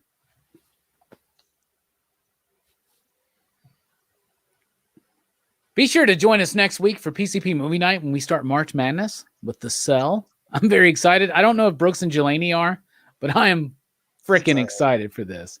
And the Dylan's Horror Show tomorrow night, we're talking about the filmography of Adam Green, creator of the Hatchet franchise, the Holliston TV show. I highly encourage you to check out his work. So.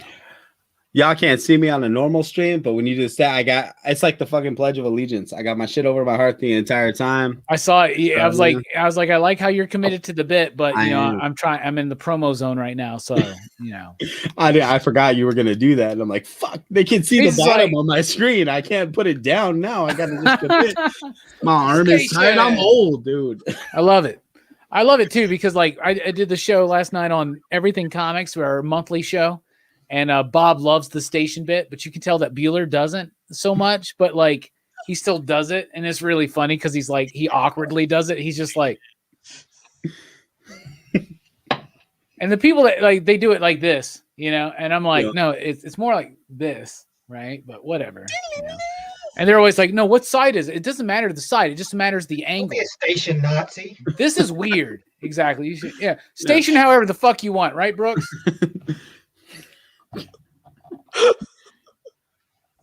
Anything with the Jennifer Lopez gets an automatic 5 you digs. Even Made in Manhattan? Especially Made in Manhattan. Yes. I would agree with that. I'll tell you what gets 5 you digs from me with her in it is Out of Sight. Love that movie. Awesome. By the way, Clooney. Sexiest person in that movie is George Clooney. Okay, so let's just sexiest person in every movie is George Clooney. Even if he ain't in the damn thing. You're right. Even if he just directed it. Yeah. I liked him with the ER Caesar cut. Caesar cut. Cut. My senior photo, I have a Caesar cut, man. That's why I never share it. That thing, man. I hated it so much. It looks so stupid on me. I look like one of the fucking Koopas from the Mario Brothers movie with Bob Hoskins and John Leguizamo. It's terrible. It's terrible. Oh, shit. And I thought I looked like King Koopa, like that's one we're gonna redo soon. Very soon. The Super Mario Brothers movie? Yeah, one day. Hell yeah, bro. It's lost a couple polls, Brooks, have you solidified your pick for the May, the whole bit of May where we're each going to pick, have a movie choice, me, you, and Mike and Jelani? I have picked Southland Tales. Mike has picked Hereditary. Have you picked yours yet, Brooks? Just lock me down for Enter the Dragon. Enter the Dragon. What about you, Jelani? You got one yet? Man, I was thinking about it before last week, and I was like, yeah, I was going to take some more time, but okay. I'll take some more time to say Made in Manhattan. Excuse to watch it because I've never seen that. To be honest, I really want us to watch Scarface, but I'm thinking about it. It's still in the air. Because yeah, right. and they're right. Yeah, I'm still close to. I want to see a gangster movie. I want to put a gangster movie in this. Blood but in, blood out. Just saying. You told me about that before. Yeah, okay. It lost a poll, man. It lost the poll. Yeah, But it lost the poll check to What was that? which one was it? Was Oh, that Big Trouble in Little China. Trouble in China. Yeah. Right. Well, that's what happens when Big Trouble's on a poll. Like Yeah. that's some of the polls get very uneven. That sounds like a Saturday night headliner at a strip club, bro. Big Trouble in Little That's China. what happens when Big Trouble's on a poll, you know? Bro. Oh, I'm just saying. I can't wait till Goodness COVID's over. gracious. Anyway. let this nightmare end. Let this nightmare end. What's the last movie aside from Meteor Man that you watched, Jelani? Ooh, gosh, it's been a while. It was Big Trouble in Little China. I didn't get a chance to do that live stream. Well, you didn't watch Boys in the Hood? I watched it before that. No, I watched it, but I didn't watch it at that point because your computer screwed up. I still have family stuff going on.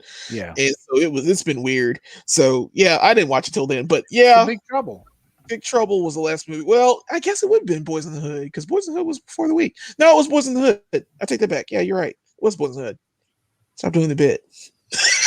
There you go. Twitch says, my wife from behind at the mention of Southland Tales says, no, don't you fucking do it. I will file for divorce. There is only so far my love will go. Told you she hates it. Sorry, bruh. It's my pick for my birthday, man. We're doing fucking Southland Tales. We're doing Southland Tales for my birthday. Sorry. Just don't watch, man. I mean, I don't want you to get divorced because of PCP. That's not what we're here for. You know? Yeah, this ain't a trailer park, Twitch. PCP don't break up marriages around here. Yeah, no, especially when your wife has provided me with such great art, like, you know, Dr. Doom with the cocaine bear sliding through space on the tostada. Like, that's one of my favorite pieces of art here. Seriously? Like, yeah, did you not see that? It's No. dope. Bro, I'll go grab it. Do that now. Yeah. It is so good. So good. I'm so mad I don't know about this. Twitch's wife, I think you're awesome. I haven't even seen it. It was just described to me, and I love it. It is. It's amazing. It's Brooks Chun-Li amazing. That's Wait, awesome. what? It's Dr. Doom with the cocaine bear. Because you remember in the Dr. Doom comic, he's on the bear. If you ever read that.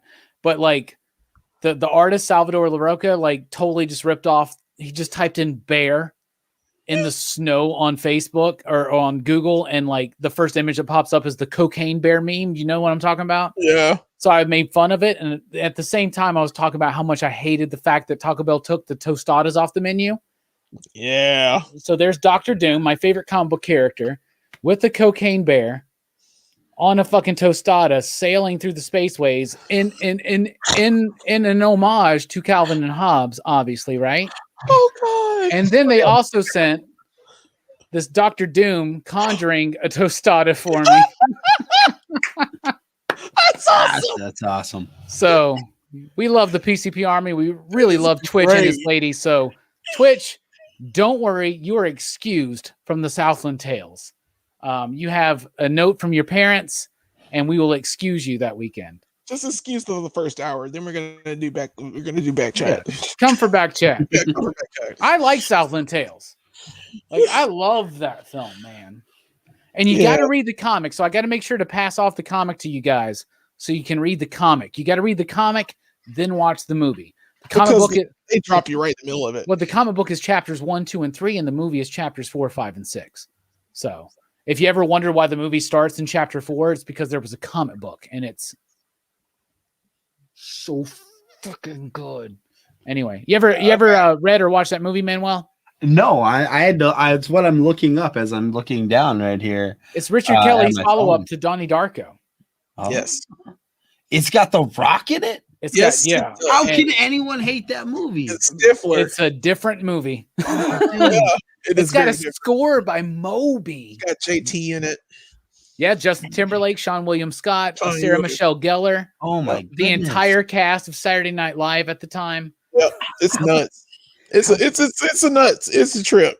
There's It's an a- Arrow video version that just came out on Blu-ray that, okay, so Richard Kelly did Donnie Darko, which is a very monumental film in the cult genre, right? The genre. But like these genre films of cult fame, right? Of the genre.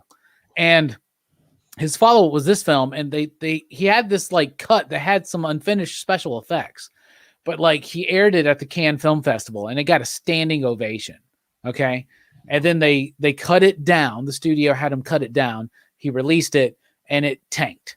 It just totally fucking tanked. It It totally just tanked. Yeah. When I watched it, I had no clue what the fuck I had just watched, but I was like, there was something about this movie that is so resonating within my soul right now. And I kept watching it over and over and over again. And then I found out there was a comic book. It was out of print. I way overpaid for the graphic novel. I don't care. Then I read that and I watched the movie again and again. And like, I think it's better than Donnie Darko. Like, I fucking love it. Is a interpretation of the Book of Revelation from an alternative realities version of 2005 during the Bush-Iraq War era. Yep.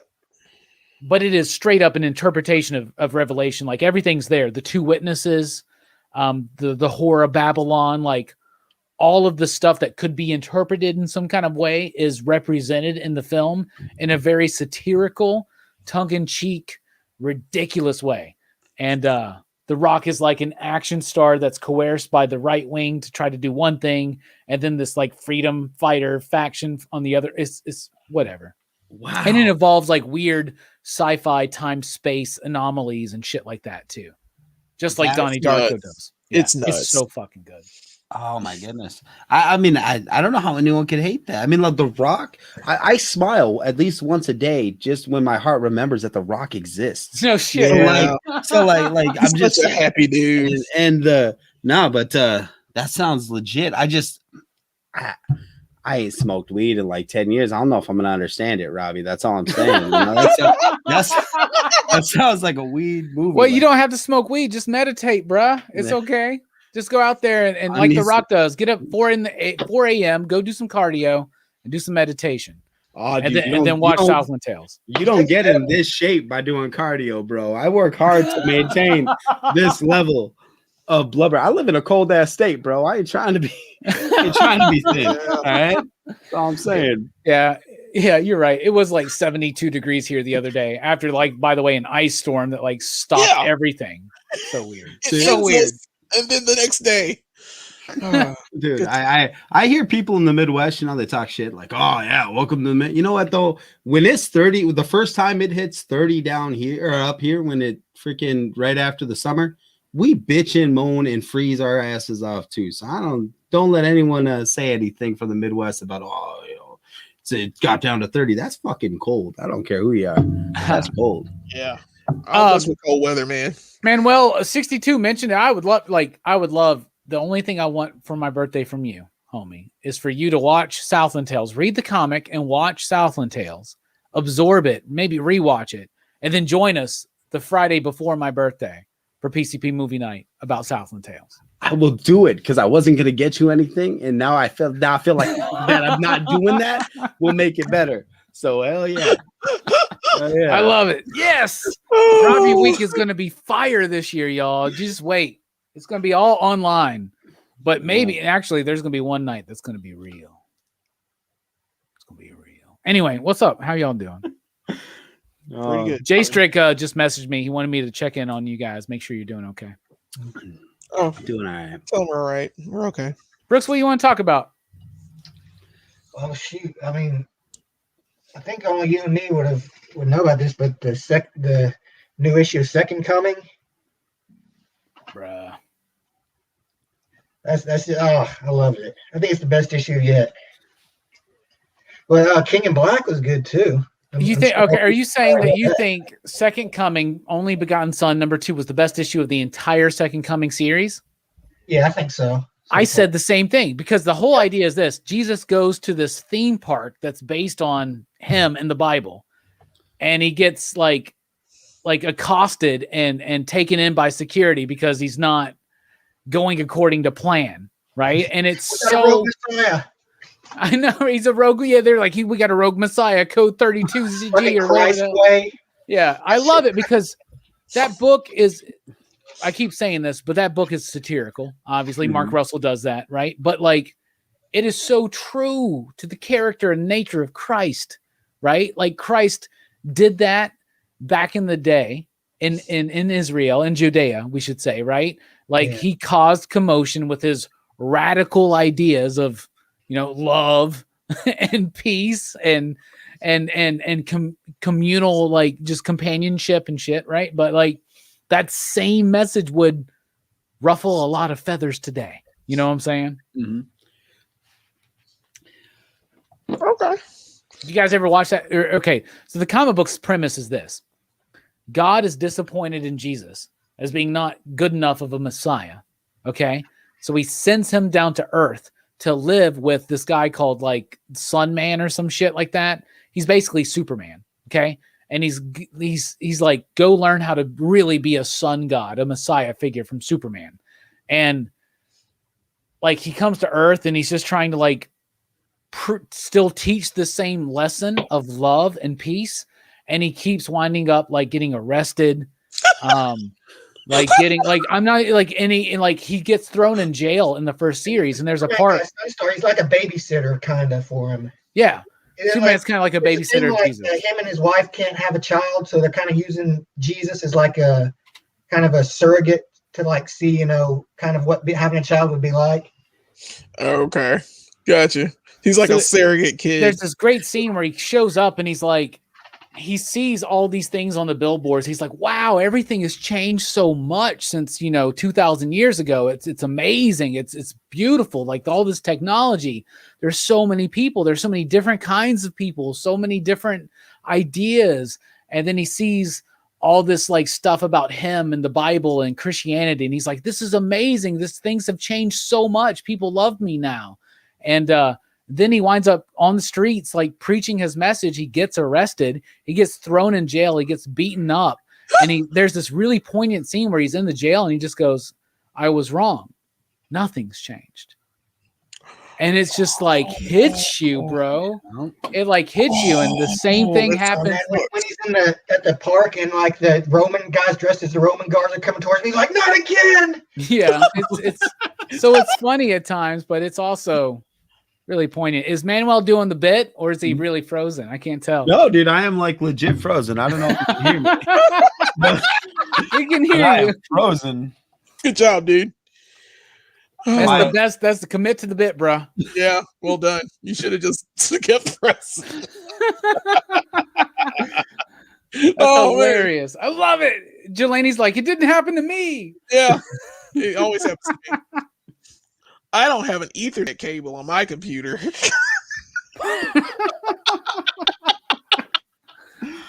I love it. Oh, yeah, you're still frozen. Oh yeah, no, I changed to a different camera. I use a Canon 6D Mark II, and it was never designed to stream for 2 hours and 15 minutes. So I think it just turning itself off. It's like, dude, this guy's gone ham. We need to wrap this shit up. No, but so I moved it to this other camera, and now StreamYard's like, nah, dude, that's not cool. Maybe you have to back out and come back in again. Oh, that might be. Oh, whoa, how did I do that? All right. Just leave and come back with the link. Right? Okay. Manuel's like 2 hours, 15 minutes. Like, you ever seen a PCP movie night, homie? Usually by now he's like, yo, I got to go read a book to my daughter. I mean, like, yeah. Anyway, we're about to hit show and tell. So as soon as he comes back, we'll get into it. What's up, you guys? How you doing? Meteor Man was a great pick, Jelani. Thank you. Thank you. You guys excited for the cell? A little bit. I mean, I'm okay with it. I haven't watched it since we watched it in the theater, like back then. So freaking good, like, man. Freaking 20 years ago. Really striking visuals in it. Yes. Yeah. It's directed by the guy that did the music video for Losing My Religion. Ow. I did not know that. Carson. The horse, it was pretty really? That scene with the horse is fucked up, man. Yeah. That whole movie is fucked up. Vincent D'Onofrio and every stage of him. And it's really getting into the psychological idea of the serial killer, right? And like what the different identities that are within him. Yeah. You know, there's the child, there's the king, there's the jester. And the moment when the jester comes and he gets Vince Vaughn, now he's in his mind. Because the whole premise of the movie, if you don't know, guys, is that they find a way to go into a killer's mind. And they're trying to learn information about where his last victim is, right? And they come across all these different iterations of his personality. And one is the jester. And he's like being very, and he gets Vince Vaughn, who's a detective. And he gets into him and he starts rolling out his intestines on that thing. And Vince Vaughn just looks at him and goes, "Fuck you, motherfucker." And I'm like, what an appropriate response. It's a great response to that. It's a great response to having your intestines pulled out. Okay, Manuel's back on his phone. I am. I'll see if I can get on here again on my computer, but right now it's like, nah, dude. Nah. It's all good. It's all good. So, you are forgiven. I'm still pretty for the most part. For the most part. Yeah, you're doing great, man. At least you're not doing a mic, so that's even better. Oh my god, like driving, driving while using your phone. Oh my god. I'm gonna change. And we're all worried that he's like literally coming over. Please don't do that. Yeah, are you coming to our door? All right, time for show and tell. First up, let me roll the PCP die. It's me, Robbie. Show and tell. Show us what you got. I don't have too much this week. Got some new Blu-ray pickups. Let me show them to you before I show them tomorrow night on Dylan's Horror Show. Prince of Darkness. Cool. By the way, there was a John Carpenter sale like a couple weeks ago. Okay, so I got Prince of Darkness, In the Mouth of Madness, which we're doing 2 weeks from this day. Yep, 2 weeks from today. And I upgraded and got the Scream Factory, The Thing. Nice. So these are all three Scream Factories. There was a John Carpenter sale, so had to. Let me show some Power Rangers love. You guys always hear about my Zords. You rarely see them. There's my Ninja Zord. Ninja Megazord. This is one of my favorites as well, man. Love this one. It's from the movie, though it, it's also from the TV show. It's based on the Japanese design. I love my Power Ranger toys. And the Falcon. The Falcon is the shit, right? Yeah. I got to give mad props out to Sam Fett one more time to share this on a PCP movie night, but he had this made. Him and his wife had this commissioned made for me. It's the crew of the Enterprise, Next Gen, and Creamsicle with my name on it. So, and when he gave it to me, he told me, he was like, "Creamsicle's not gone. He's just on an away mission waiting for you." And it was very touching. So I wanted to share that one more time. And, guess what? Mike actually did randomly show up at my house today, and he brought me a gift. And I'm very glad. He goes, "I'm bringing you your show and tell tonight." And I was like, "What are you even talking about?" Mike knew what we were doing tonight and got this for me. It's Meteor Man #4 with Night Thrasher. Oh, wow. From Marvel Comics. That is awesome. So this was the 6-issue series they did, and now I have 1 issue, and I'm waiting to get the rest, but he got me the one with Night Thrasher, y'all. Night Thrasher versus Meteor Man. Bruh. How does Meteor Man lose that? Bruh. But that's my show and tell. So, he thrashes the night. Next up, we'll roll. Next up is Brooks. Show and tell. Show us what you've got. And if you don't have anything Meteor Man film themed, I'm disappointed. I got my Hellfire Doom the other day. Nice. It came in this little tiny box because I'm so used to Legends being in these giant packages and stuff that he hands my comics in this little box, and I'm like, "What is this?" And I just couldn't comprehend that the figure would fit in that box. But it was a fun bit, man. Perfect size for the figure. But I also got. They're like the Wizard. They're like the Wizard exclusives they used to have in those tiny boxes. They used to come in those tiny boxes in the bag, like the Kitty Pride and shit. Yeah, dude. Yeah. This is the box it came in. Yeah. Brooks was like, "What is this? A Hero Click?" Yeah, I'm like, yeah. For some reason, I thought that the figure would have been too big to fit in this box, but it's actually like it's Bucky Cap. It'll fit. There's so much wasteful packaging. For most Legends. There's the appropriate amount of packaging. Yeah. Yeah. Like it's just a figure in a little bag with tape on it in the box. He's just a goon. He doesn't need any flash or flourishes. That's why it was only $15, I guess. Without the elaborate packaging, they're $10 cheaper. Yep. Yeah, I got these from a certain somebody. I got a bunch of these little Cool. Marvel boys. Oh man. Cool. Those Got came from Sam Fett. Spider-Man, Give him props. They came from Sam Fett. Hey Sam. Green Goblin, Thor. Already had I had the Thor and Iron Man set, but now I've got like an extra set, which is nice. Like I had 2 sets before I got these. I had Iron Man and Thor, and I had Wolverine and Psylocke. Nice. Bro, that's Psylocke. She's a dime, I bro. also got Nightcrawler, Wow. Colossus, Magneto, Master of Magnet. Master of Magnet. Yeah, that's from the Magnetism. game.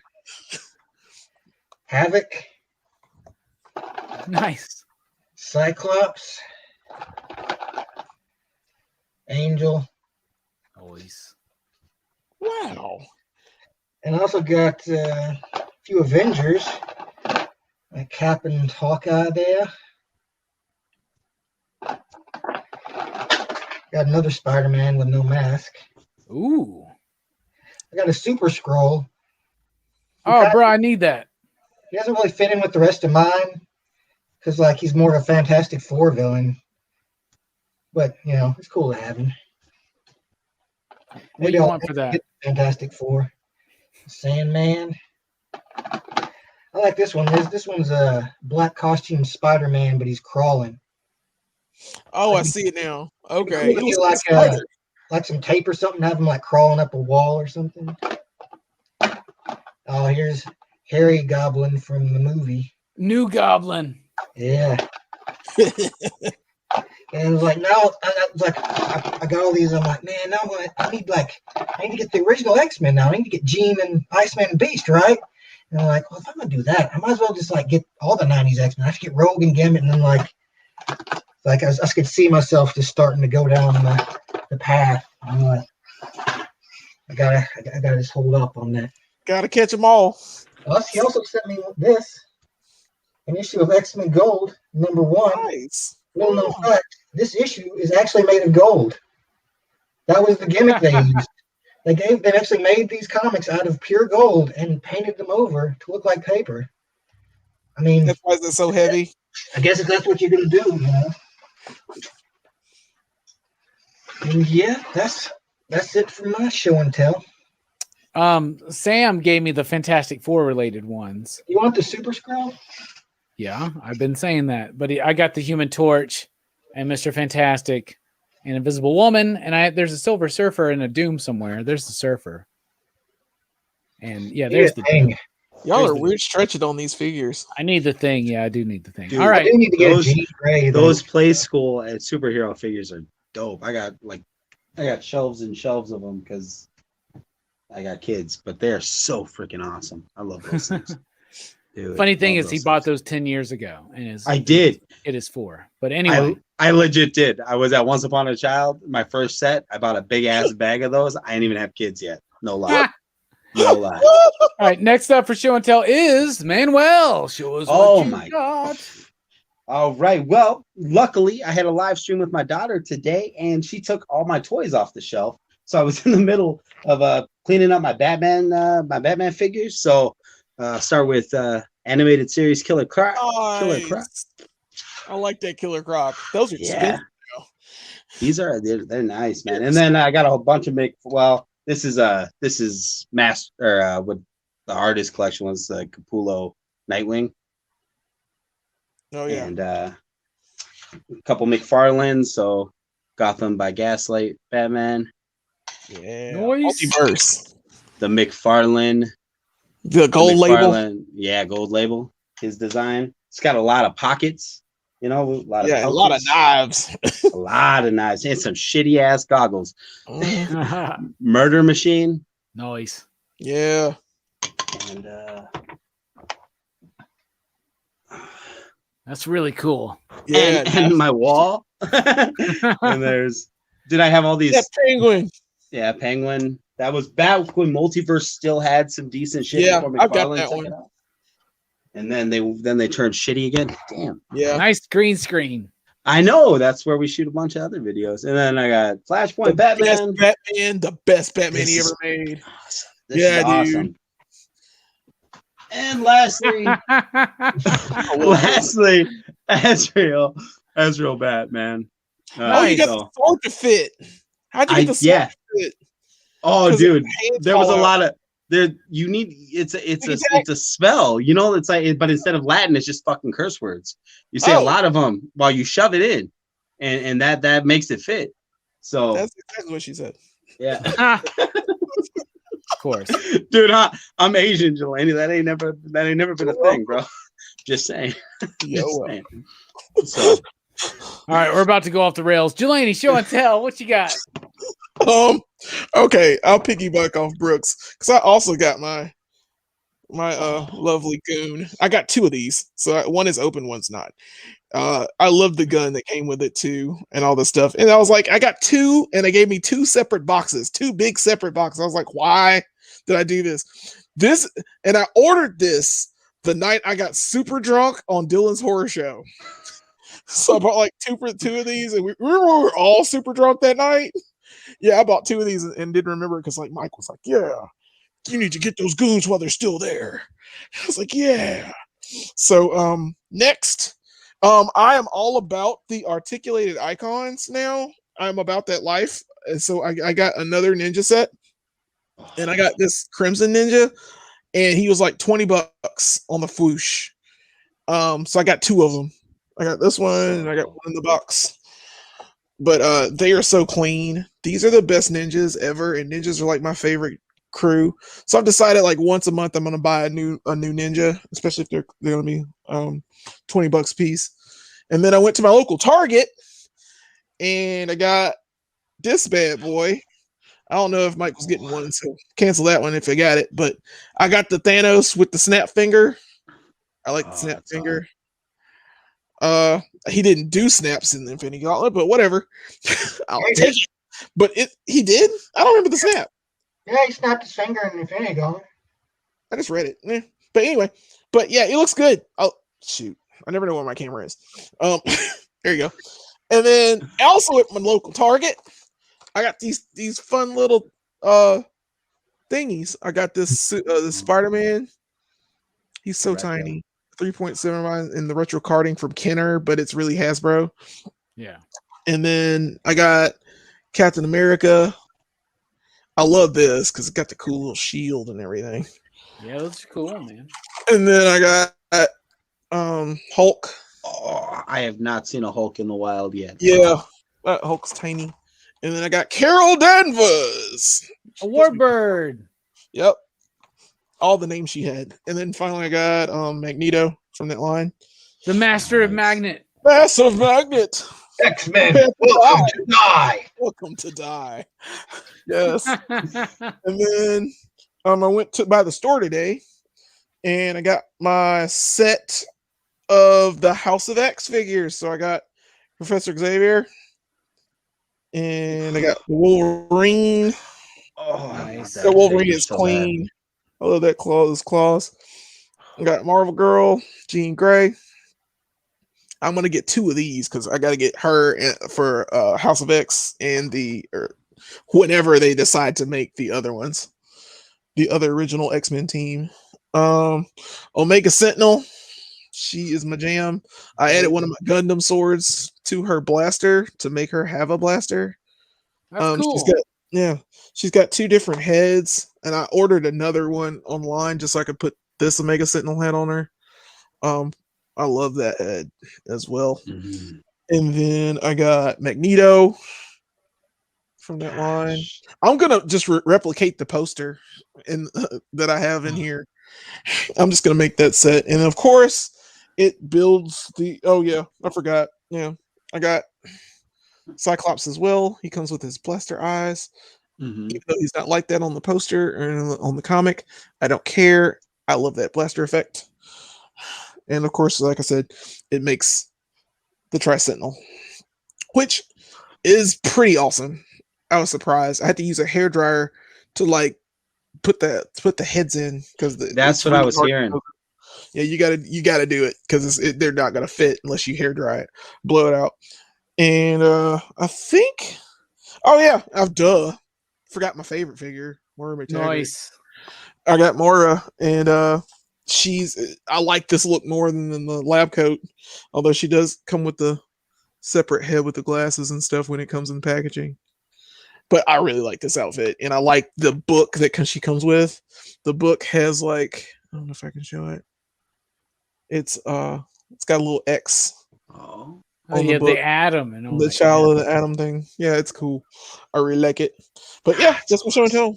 That's dope, man. Yeah. That is so awesome. Yeah. Awesome show and tell, everybody.